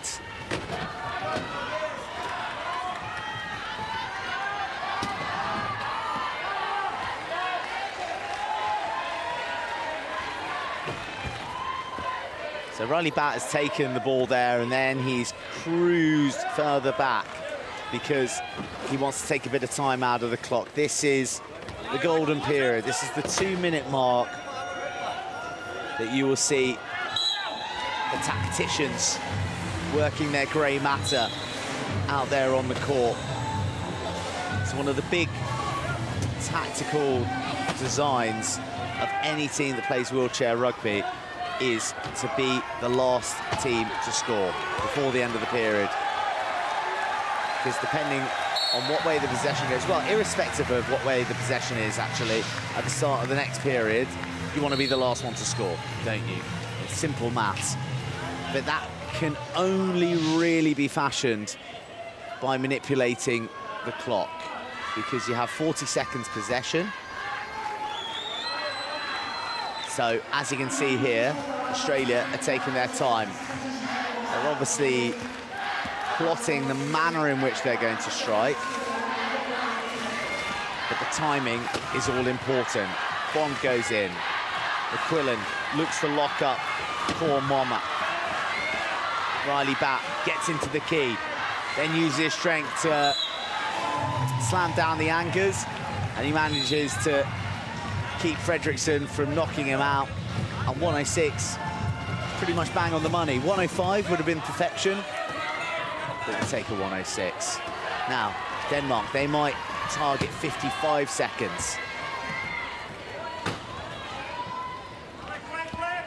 They want to leave more than 40 seconds on the clock here, ideally, unless they're going to try and use a timeout. Looks a little bit iffy. Fredriksson spins back on himself, then goes through the gap, and he can't be stopped by Bond. Interesting. Australia with an opportunity to be the last to score. The first possession of the restart of the next period will be Denmark's. You can see that denoted by that arrow that you can just see on the centre line there. The direction in which it's pointing signifies the direction of travel of the team that has the next possession, and that is Denmark. So Australia can be last to score. Look at that, look at the confidence in his strength from Riley Batt to be there at the line, have to try begging, and then ride away. Riley Batt's going to get talking to here.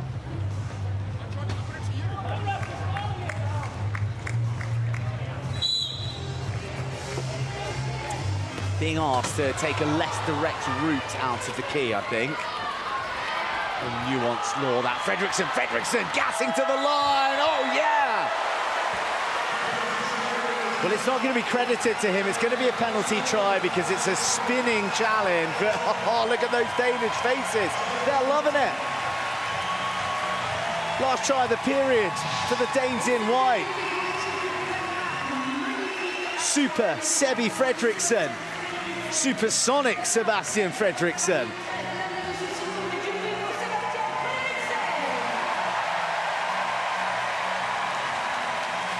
Sums up the sport. On the deck, but cheering your own team because you got that all-important last try. End of the first period, Denmark 13, Australia 13.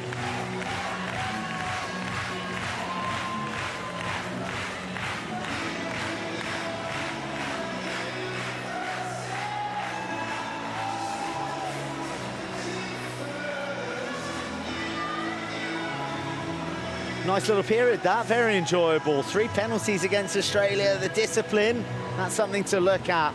And you see they're all in defence. But the headline is, there's not a point between them, 13 apiece.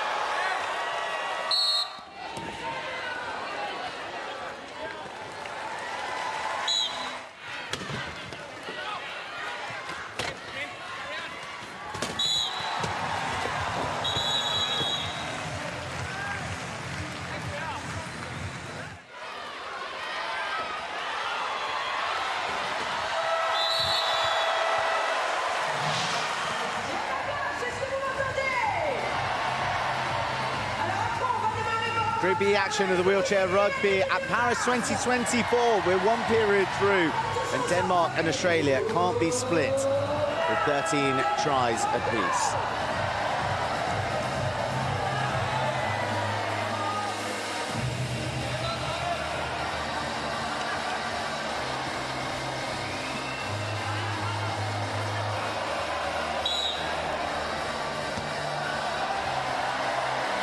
The Champ de Mars is alive and kicking and loving every second of the wheelchair rugby at Paris 2024. Denmark and Australia are tied at 13 tries all. And into the fray is Mark Peters. Peters, I beg your pardon. His second Paralympics. Sharpening his tools in Texas, playing in the US leagues. The uber competitive US leagues. Here's Ella Sabljak.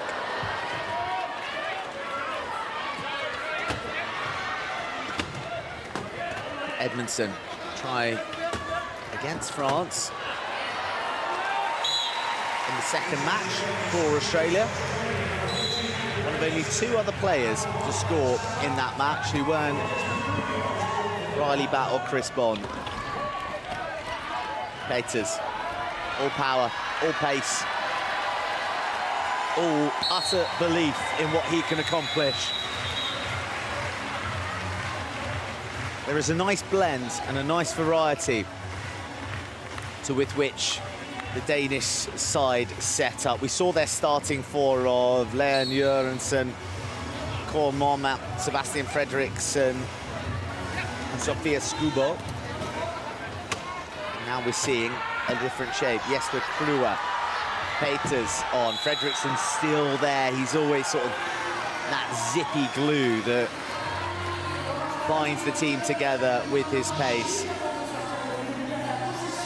Skubo, as industrious as ever, sort of working in the shadows, doing the unglamorous stuff that affords Peters and Frederiksen the room to express themselves at pace. And we have two female athletes on the court at the moment. And wheelchair rugby is rather unique in that fact. It's unique in a number of ways.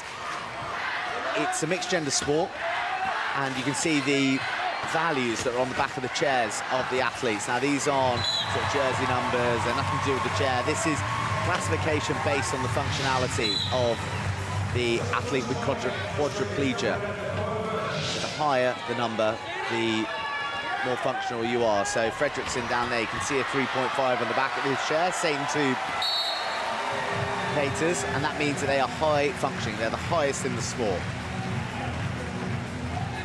As a foursome on the court, those numbers, those classification numbers, can only add up to a maximum of 8. So if we take Australia, for example, we've got Riley Batt, 3.5. We've got Edmondson, who is 2, so that's 5.5. We've got Vernon, who's 0.5, so we're up to 6. And then Sabljak, wearing 1, is 2.5. And I know what you're thinking. It's 8.5. That's more than 8. That is because when a female player is on the court, your score gets a little bump up 0.5, and that's taken a bit of a bump, rock and roll. Peters puts his hand up and says, hey, I didn't read that. I wasn't onto it quick enough. The pass was good. That's on me. Ooh, anguish on the face of the Horn Danes. That's the first mini turnover. Oh, bounces off the back of Krua. It was an inaccurate pass that's worked out fortuitously for Australia and for Riley Batt. Oh, it could have been turned right back over, and you see the gesture that he's making there. He said, guys, we got to chill, let's de-risk our passing. We've just turned the ball over, let's capitalize upon it.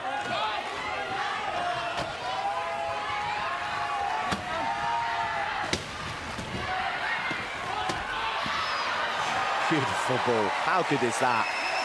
That is all about communication. That is all about trust in your teammate delivering on what he's calling. Krua surrounded, but with the wherewithal and with the confidence in the movement of Peters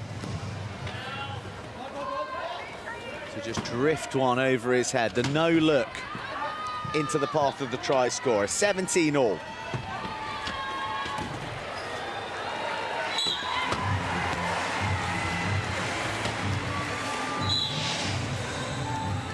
Make that 18-17.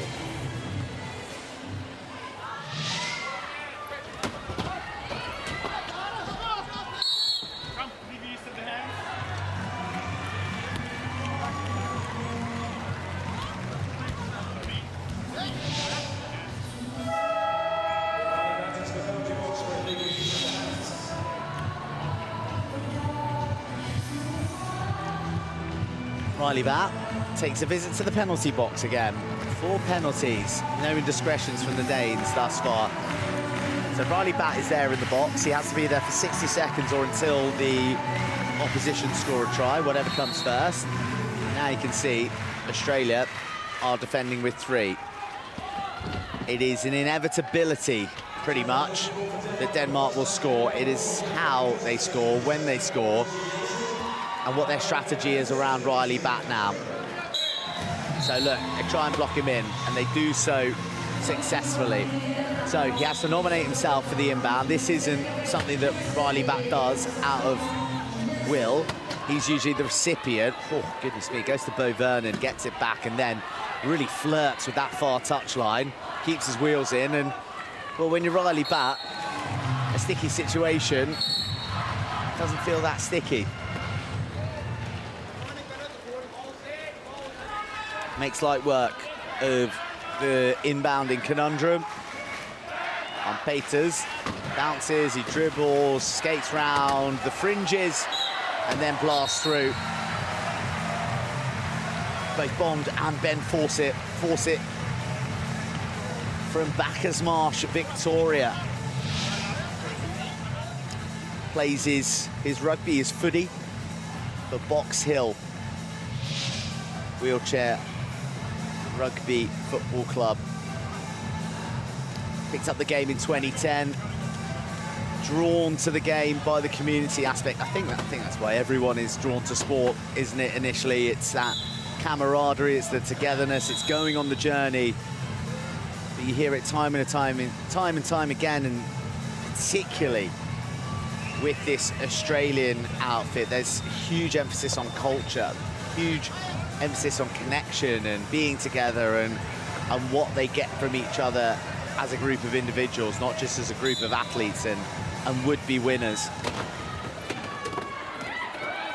Box Hill and Victorian Wheelchair Rugby providing just that for Ben Fawcett. Here goes Captain Chris Bond. He'll get the try, but it's the work of his other teammates that's afforded him such a cruisy route. Look at that, we've nearly raced through the second period. Half-time beckons, and there's just a point between them.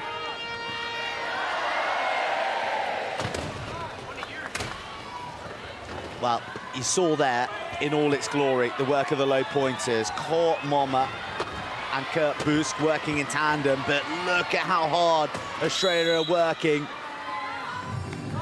to keep Denmark out. Sands, that's going to be a turnover. Not a turnover, I beg your pardon. A timeout, a timeout.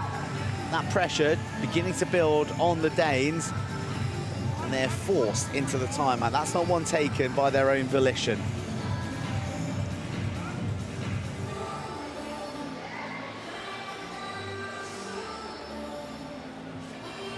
Second timeout of the match now used by Denmark. They match that of Australia. There's 2 coaches and 2 player ones remaining for both sides. The player timeout is 30 seconds long. The coach timeout is 60 seconds long. Peters receives it from Momma.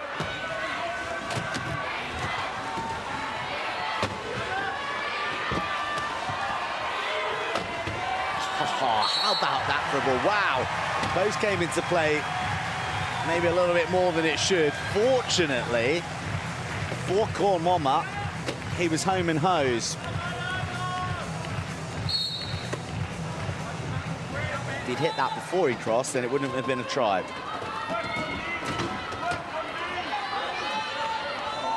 Bond breaks free. Oh, that's really good work. I like that from Jakob Mortensen. Chase back, force the extra pass. Any extra pass you can force the opposition into creates one more pass of risk. It goes to bat, it goes back to Bond. But Denmark are making Australia work for the tries at the moment. Wow, that was really close with the post. Referee was on the spot. Best position at the backcourt. Peters, the military veteran. He stepped on an ID in Afghanistan and went to the Invictus Games. He won bronze, and now he's here at the Paralympics, and now he's setting up Jakob Mortensen, two-time Danish champion in power chair hockey.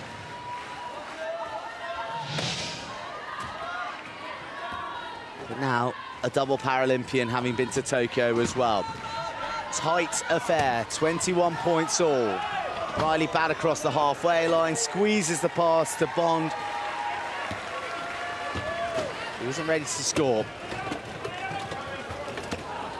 He wants his... Oh, he nearly loses the ball there. Got a bit casual. Has to call on his own mate, Riley Batt, who almost gets upended by Peters. Couple of balls locking horns there.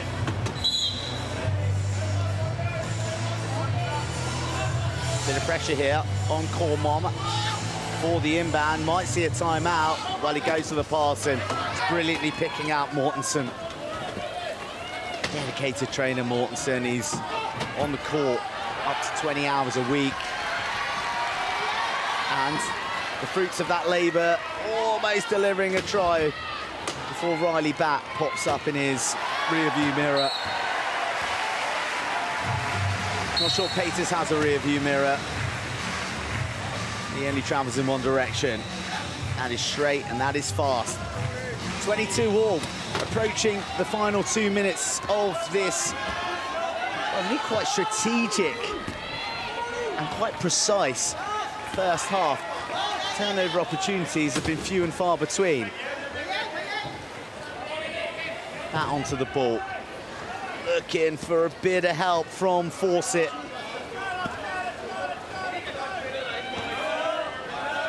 Bond cannons in to a couple of chairs. Back has to pirouette out. Busk is there, but Busk hasn't quite got the muscle to deny Riley Batt. We give a lot of fair credo to strategy and manipulation of defences, but some things you just can't legislate for, and that is just pure brute force and determination. That comes from Batt, and it comes from Mark Peters as well. Cut from the same cloth, these two. The Danish fans really enjoying what they're seeing.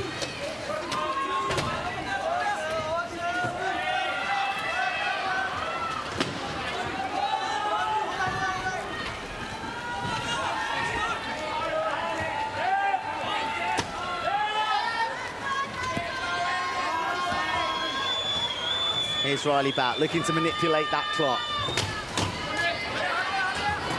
Oh, looking to kind of get out of a bit of quicksand in that key. He has to spin back, and you can hear the Danish bench and the fans roar. They really like that. They've made the work hard. But they do get across the line. Right, 48 seconds and a bit of change. Australia leading by 1. Denmark will be keen to leave as little time as possible for Australia to score.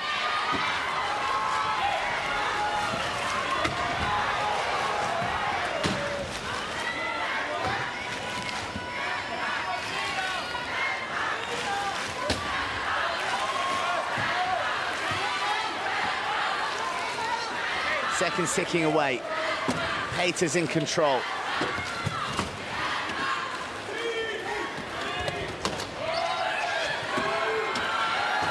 Peters across the line.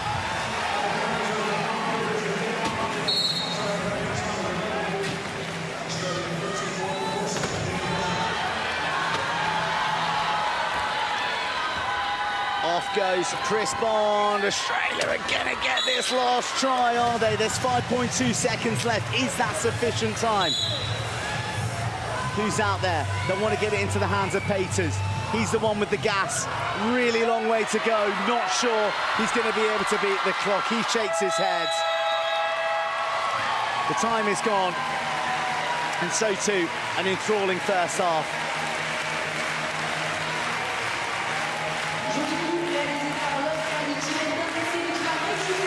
The crowd on their feet, appreciating what they've witnessed. And in anticipation for what's to come. Go Quilly, go. Well, go Denmark, go Australia. It is Australia leading Denmark 25-24 at half-time.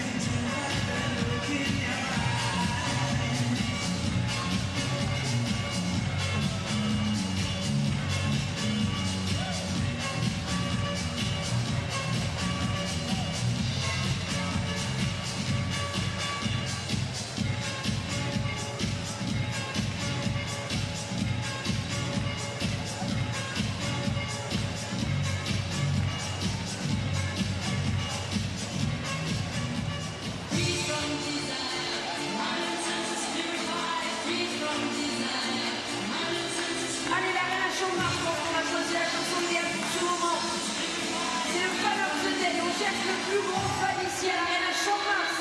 Regardez sur l'écran géant comme vous voyez, vous donnez tout.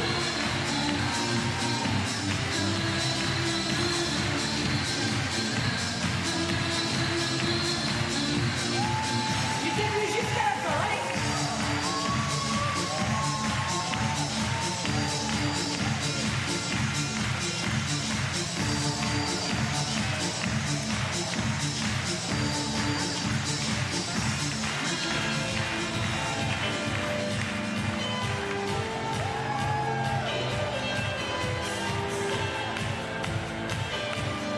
Allez, l'arène à Chateau, son révissé classique ici pour la compagnie de Rugby fauteuil. Les paroles s'affichent tout là-haut sur l'écran géant, donnez tout. C'est pas mal. Ça me plaît ça.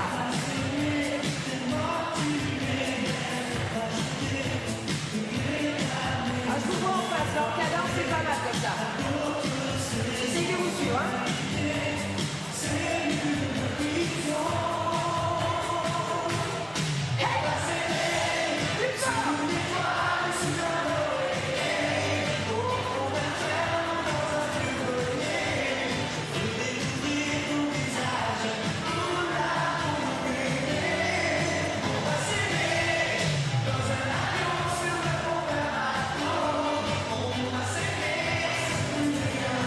Allez, la reine à Chauvin chante.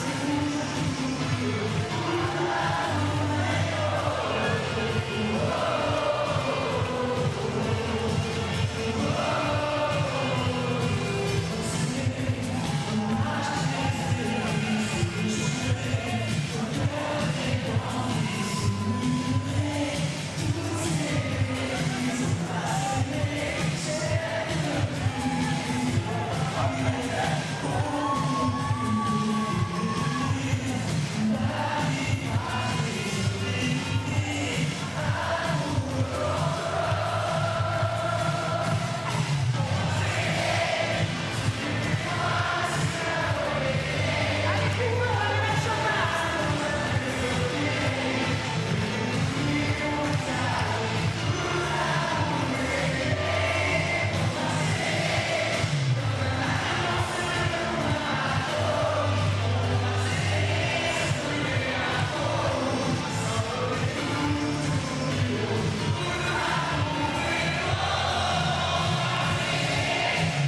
Ça, c'est pas mal du tout. Allez, encore, encore,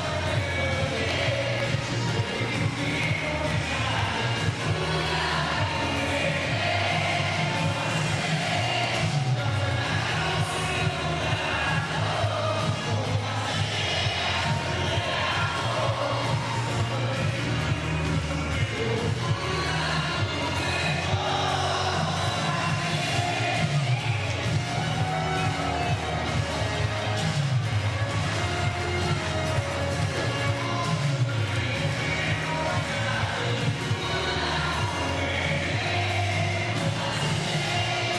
Allez, les supporters de l'équipe de France, on va bouger autant que c'est du Danemark, autant que c'est de l'Australie, tout le monde s'y met.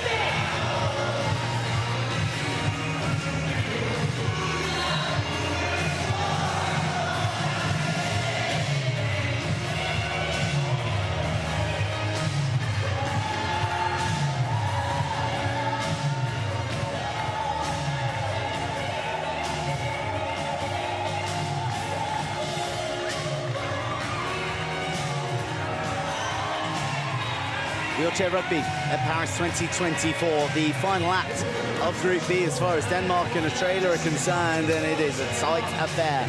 Only a point separating the two sides, who are both in contention for the semi-finals, and are both, just like the many supporters here, putting on a show.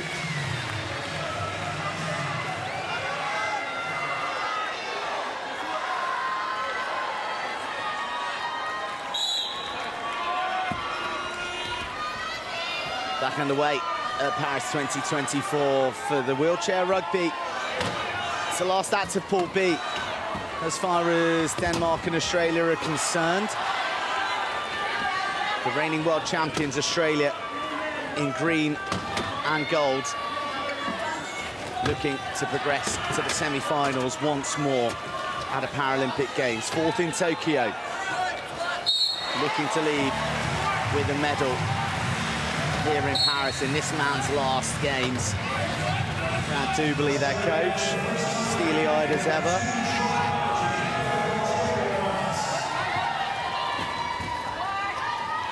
Really, really high quality opening half. Maybe not turbo pacey, but certainly low on errors. See there, the arm coming in, and Riley Batt once again reacquaints himself with the penalty box. Almost as much time there as he has done on court so far today. A mark of the competitive nature of the man.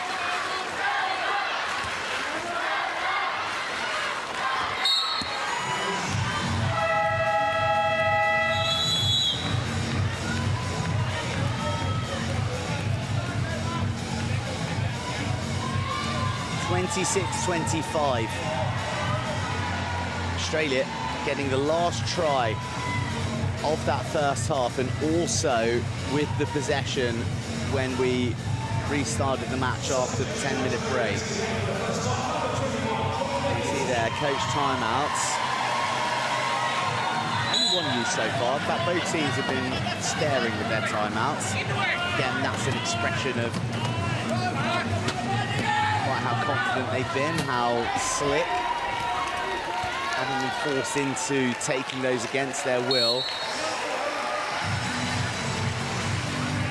Riley Batt in amongst the tries as ever.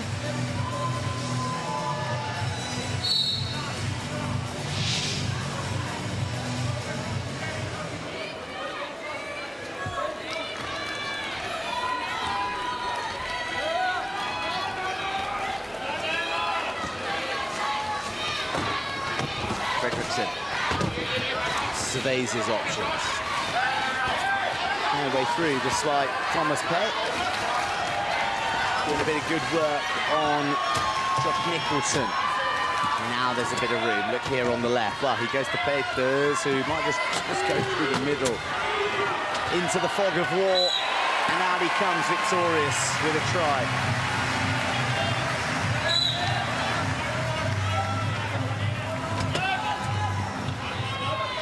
Edmondson to Batt, tried and tested combo as far as the Steelers are concerned.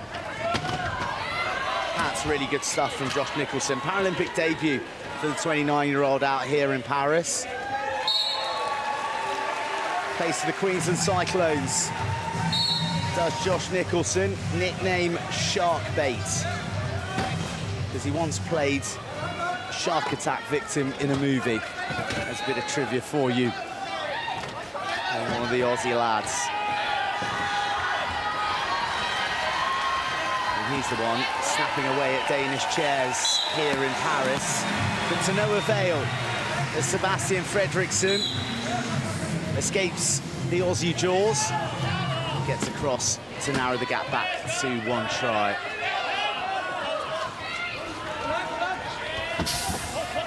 Well, a bit of air has been burst out of a tyre there. You could hear it come through the audio. Back goes to Edmondson, and well, it was Fredriksson. He gestures to his shoulders, and with that, one races the mechanic. Look at that ball. Peters bearing down on him. You can get used to seeing those two in close quarters. There they are. See that Peters is essentially been closed out of the game there by all those three Aussies. They want to make the inbound as challenging as possible. Let's try and force the turnover.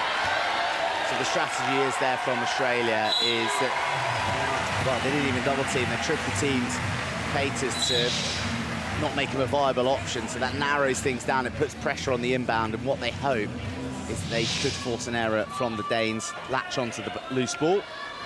But you've got a lot of weapons out there if you're Danish. You've got the likes of Fredriksson, who is a really nice player. I think he's very stylish, quite elegant the way that he moves his way around the court.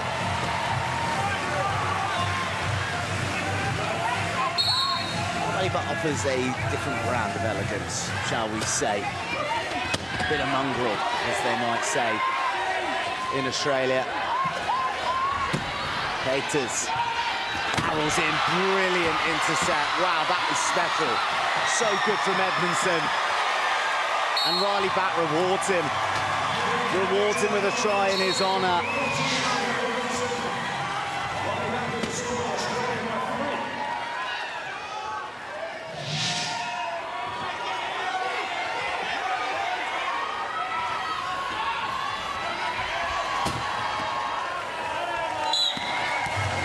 Australia have opened up a handy gap here. It's been narrowed to 2, but in essence, this is a double break-up for Australia. It's pretty simple for both these teams. They've just got to win. They've got to win to put themselves in the best position to head through to the semi-finals. It's a relentless program here at these Paralympics. It's game after game, day after day. And you might look at the sort of manner, the philosophy of the sport and think, wow, I mean, like, how do these men and women go back to back, day on day? I mean, usually in competitions around the world, they'll definitely have 2 matches. They'll sometimes have 3 in a day. So they're really battle hardened. I mean, we're looking at like explosivity, we're looking at endurance and steely mentality to go to the well, second after second, game after game. Bond, Howe, Miller on the scene. Miller in for her Paralympic debut. Jake Howe for his second. Howe, a New South Wales gladiator, along with Riley Butt.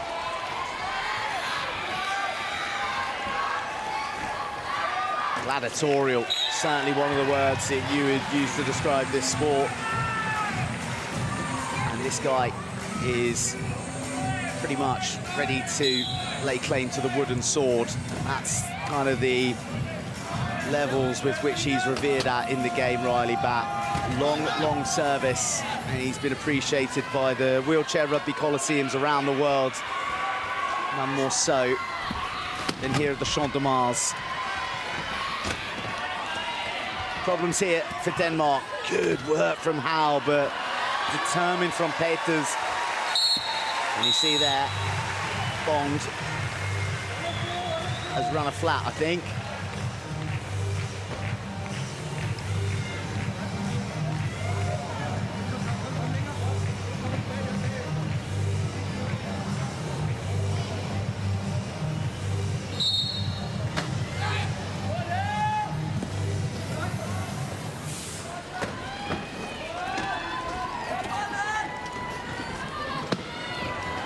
Almost that upended, but he rides the challenge, finds his wingman. Captain Chris Bond does the rest.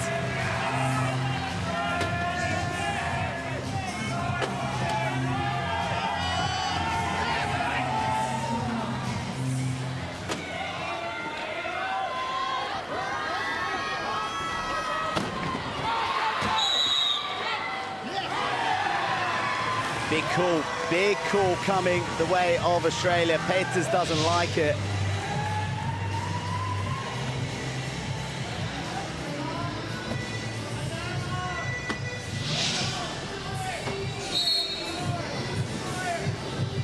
There we go, inbound to Denmark. Peters receives it.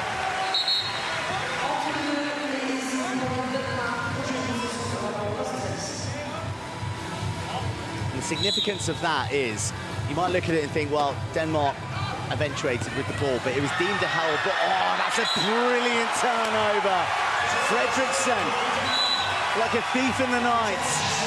And he's really revved up. He turns to his bench as well. He looks for a roar from there and from the crowd. A little win that Denmark desperately needed in the wake of that held ball and of the scoreline. That, of course, he does. Sheer will at times, gets across the line. What I was saying before Fredriksson stole a try there was that, yes, Denmark got the ball, but it was a held ball. and it was their possession. So, in the ball being held, Denmark did get to retain possession, but that came at the expense of them having the next possession when the match restarts. So, when we get to the conclusion of the third period, if everything remains the same, you can see the arrow there on the centre line pointing towards Denmark, going in the direction of Australian attack. It means that they will now start with the ball at the beginning of the fourth quarter. And as you can appreciate, that is advantageous because you should score the first try. You really should be scoring every time you get the possession. So it's a turnover. It's 3/4 of a turnover, maybe. But the act of Fredriksson in the immediate aftermath nullified that a little bit, and that's why we got a 1-point game. That's why now Denmark are trying to apply pressure on the Australians in the backcourt. Look at that from Bond. He's come across and absorbed that hit from Peters, but he still worked hard. That has gone over the top. Ah, the New South Wales connection, true blue.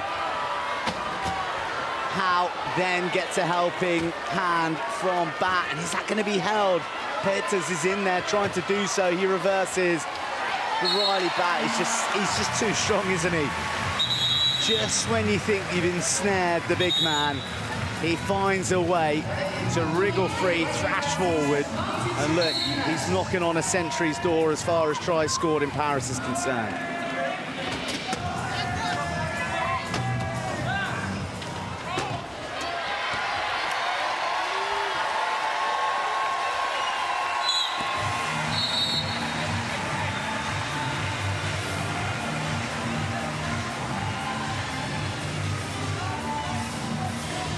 With the change in rights to possession in mind, it's a continuation of that conversation that we were having. Entering into this 2-minute period is particularly pertinent now, especially as we're travelling into the fourth and final quarter. So whoever can score, Denmark will be desperate to be the last team to score in this quarter, because should they trade tries, then they will be trailing by 1, but Australia will have the possession come the beginning of the fourth, so that will lead to in theory, a 2-try advantage. If Australia is to score last in this period, then that would grow to a 3-try advantage. So you see the significance of that held ball and that possession, and Bat just tries to land a little sly shot on Peters, but he rides it out and he takes it. I like the way this Danish team operate. They're an enjoyable outfit to watch. Busk doing his level best to be a nuisance for Bat. He's working in tandem with Peters, and they've done really well, but Bat's too strong. Thought they had them for a moment. It was a bit of a pincer from Peters and from Busk. Busk arriving again. Here they go. Fredriksson's going to help, but Bonder's got himself free. He's unattended. That's the problem. Takes 3 men to trap Riley Bat, and that leaves plenty of room for Chris Bonds to pick his moments across the line. He's got a bit of a mechanical issue as well. And you can probably hear through the audio as well, the bench counting down. They're counting down when they want him to score, so that he scored bang on 1 minute and 5 seconds, which is optimal in terms of their strategy to be the last to score this period.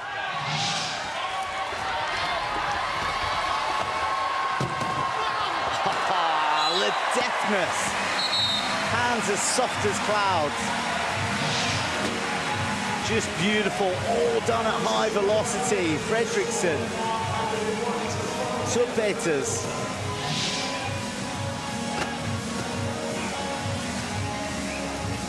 Enjoyable to watch at the moment. Howe with the inbound. What pressure can the Danes apply to the Aussies? How can they make life difficult on this inbound? It goes to Bond after Bat takes the attentions of both Fredriksson and Peters.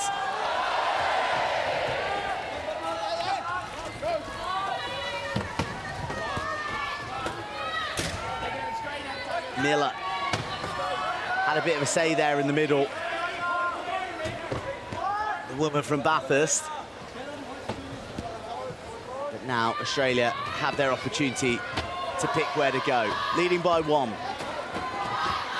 Got a few timeouts to work with. I wonder will they try and use one to manipulate the clock. Looks like they're going to, and yes, they do. So they've called a timeout there. Because when you call a timeout, your possession clock, your team's possession clock is reset to 15 seconds. And as you can see, there is less than 15 seconds of the half remaining now. So this is all for Australia. They can use every second of this. Oh, the inbound is a risky one, and it sees Denmark Lucas Fredriksson in the fog of war. He's stricken on the floor, so Denmark only have 3. Riley Batt gets his opportunity to choose just when he wants to score, and he does so with tenths of seconds remaining, ekes down the clock, bags out all-important final try of the period, and Australia are sitting very pretty with a 2-try lead and first possession in the 4th quarter.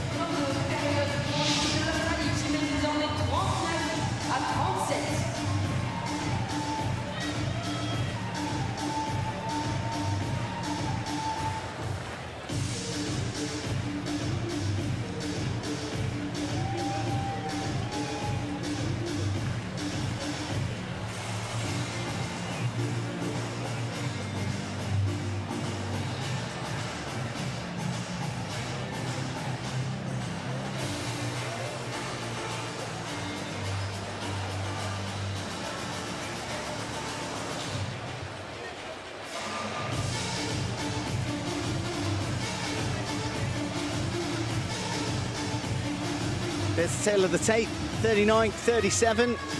That discipline from, or ill discipline from Australia really standing out, but otherwise, not an inch to pinch between the sides.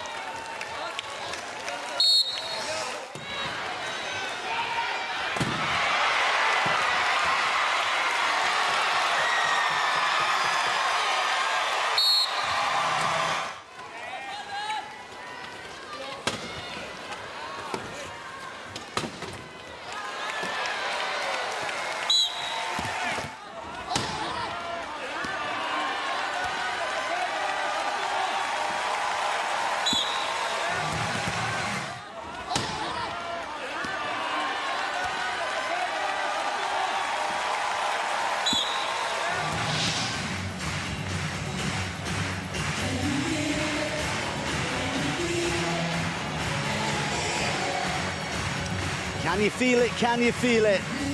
That is the vibe of wheelchair rugby at Paris 2024, and that is one of the great men of the game, Riley Batt, with a quarter remaining of the match to maybe, just maybe, past the 100-try mark in group stage. Quite extraordinary. Enjoy the Riley Batt show while you can. His tries are inspiring Australia to a lead at the moment in Group B. They lead Denmark 39 points to 37 with the 4th and final quarter incoming.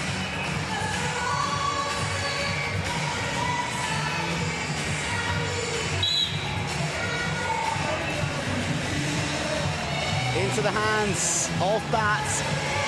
Australia lead by 2. This first possession crucial. They should extend their lead to 3, and it is all for Denmark to do in this final Group B match for these two nations. Australia, the world champions. Denmark, 4th at those championships in Vejle, in their home country, and looking to make a Paralympic semi-finals for the very first time in their history. It was their maiden bout at the biggest show on earth in Tokyo 3 years ago. They've been open about their ambitions. They've said, we are here for medals. That is got to be why we're here. They haven't just come to be Paralympians again. They want to go deep into the competition. They believe in the brand of wheelchair rugby that they exhibit. But at the moment, they need turnovers. Ella Saboljak is on. She's in her second Paralympics, Saboljak, but it is her first as a wheelchair rugby player. She was playing basketball out in Tokyo, where the Aussies picked up a 9th place finish. Very distinguished basketball career, in fact, having collected bronze in the 3x3 at the Commonwealth Games in Birmingham.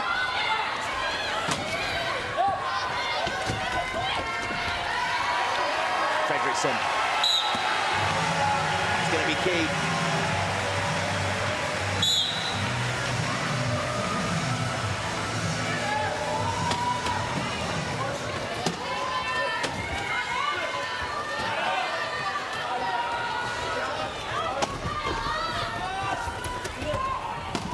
A lot of movement, a lot of escorting through the centre there. It's really good work from Saboljak. Gold Coast girl who's thrived among the Steelers culture since embedding herself in the sport. She's there putting a bit of pressure on Kormom. Good play from Denmark. They're finding the try scoring easier, and Jakob Mortensen gets himself across the line. Just over 6 minutes remaining. 2 tries, the difference. Whoa, that is a real arm extender. Tossed in by Saboljak. That does exceptionally well. Then goes back to the #1 jerseyed woman. Crisis averted. Panic stations for a moment. It's sort of a collective intake of breath here in the Champ de Mars. So it felt like all the air was sucked from the arena as one. As the ball danced around on the extremities of Riley Batt. Fredriksson goes face to face, chair to chair with Batt. But Mortensen is the recipient of a well-timed ball.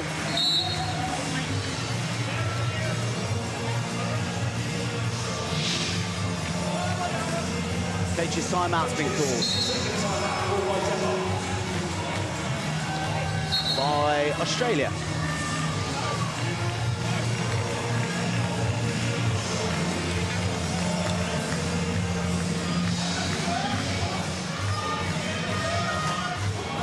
One player timeout remaining for Australia, so they're in an all right spot there. Denmark have got 2 player timeouts and 1 coach's timeout, so they're well set.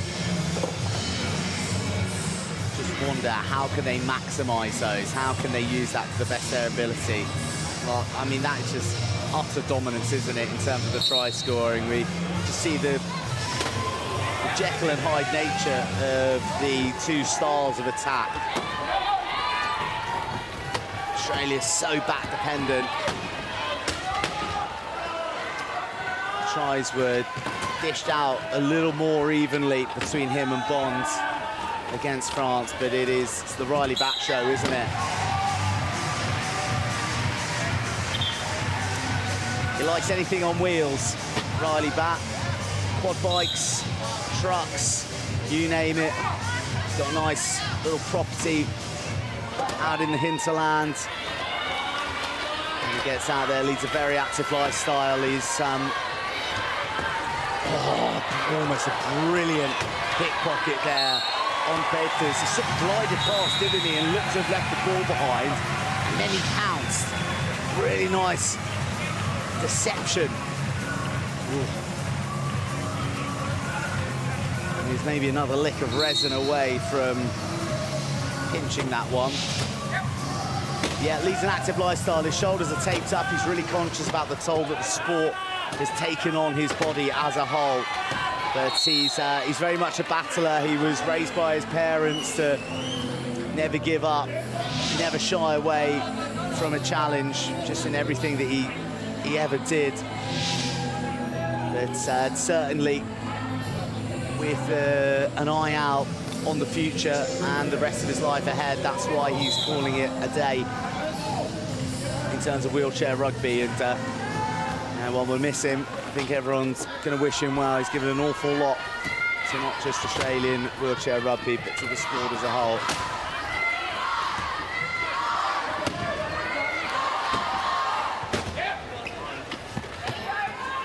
Good work from Bo Vernon in the middle there, taking out Sophia Skubot.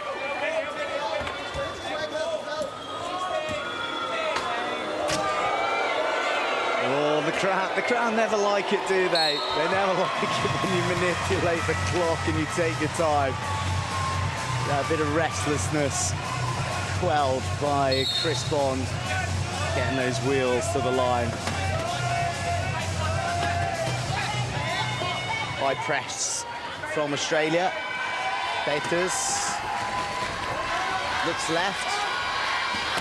Has Krua there to assist, who does come to his aid with Chris Bond, but unfortunately Riley Batt then shows up. Eventually, Peters gets round the edge. A lot of minutes for Peters. Didn't start. It was the captain, Jørgensen, who played the opening 8 minutes. But it's all been Peters since. Denmark, they need a turnover. Big blast coming in on Batt. But no good, doesn't stick. They need to hound him here. And they do so successfully. Try comes nevertheless. Denmark 43, Australia 46.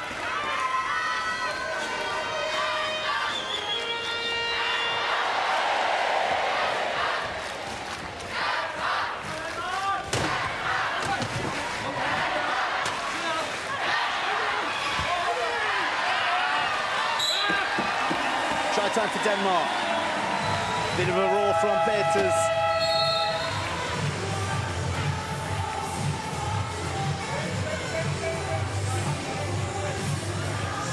Replacements coming in for Denmark. Coach's timeout being used to affect those changes. You can't make a change after a try is scored, so sometimes the timeouts are used to get those changes on. And just looking at it, we've got Christian Bach Eriksson. Didn't play any minutes against France in their opener. Here he is, two-point classification player, member of the Paris Sport Denmark committee. Zipping along. Oh, has he got him? Has he got Riley Batt? He calls on a bit of help from his mates, and they arrive a little too late. Batt breaks free. Bach Eriksson, one of the many Fredriksen Falcons who are in the Danish ranks. Peters in a race. Peters winning the race.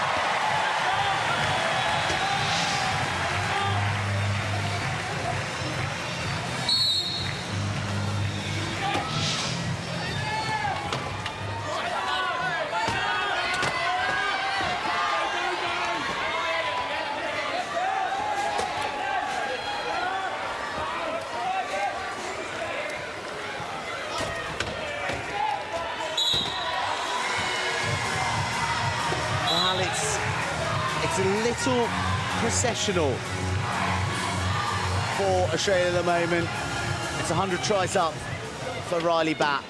Extraordinary try-scoring achievement in just his 3rd match of the Paralympics. At the moment, it is going to be a match-winning try-scoring performance. That could be the ball game right there. It asks too much of Bach Eriksson. Australia pounce, and ruthless Riley is going to drive the advantage home.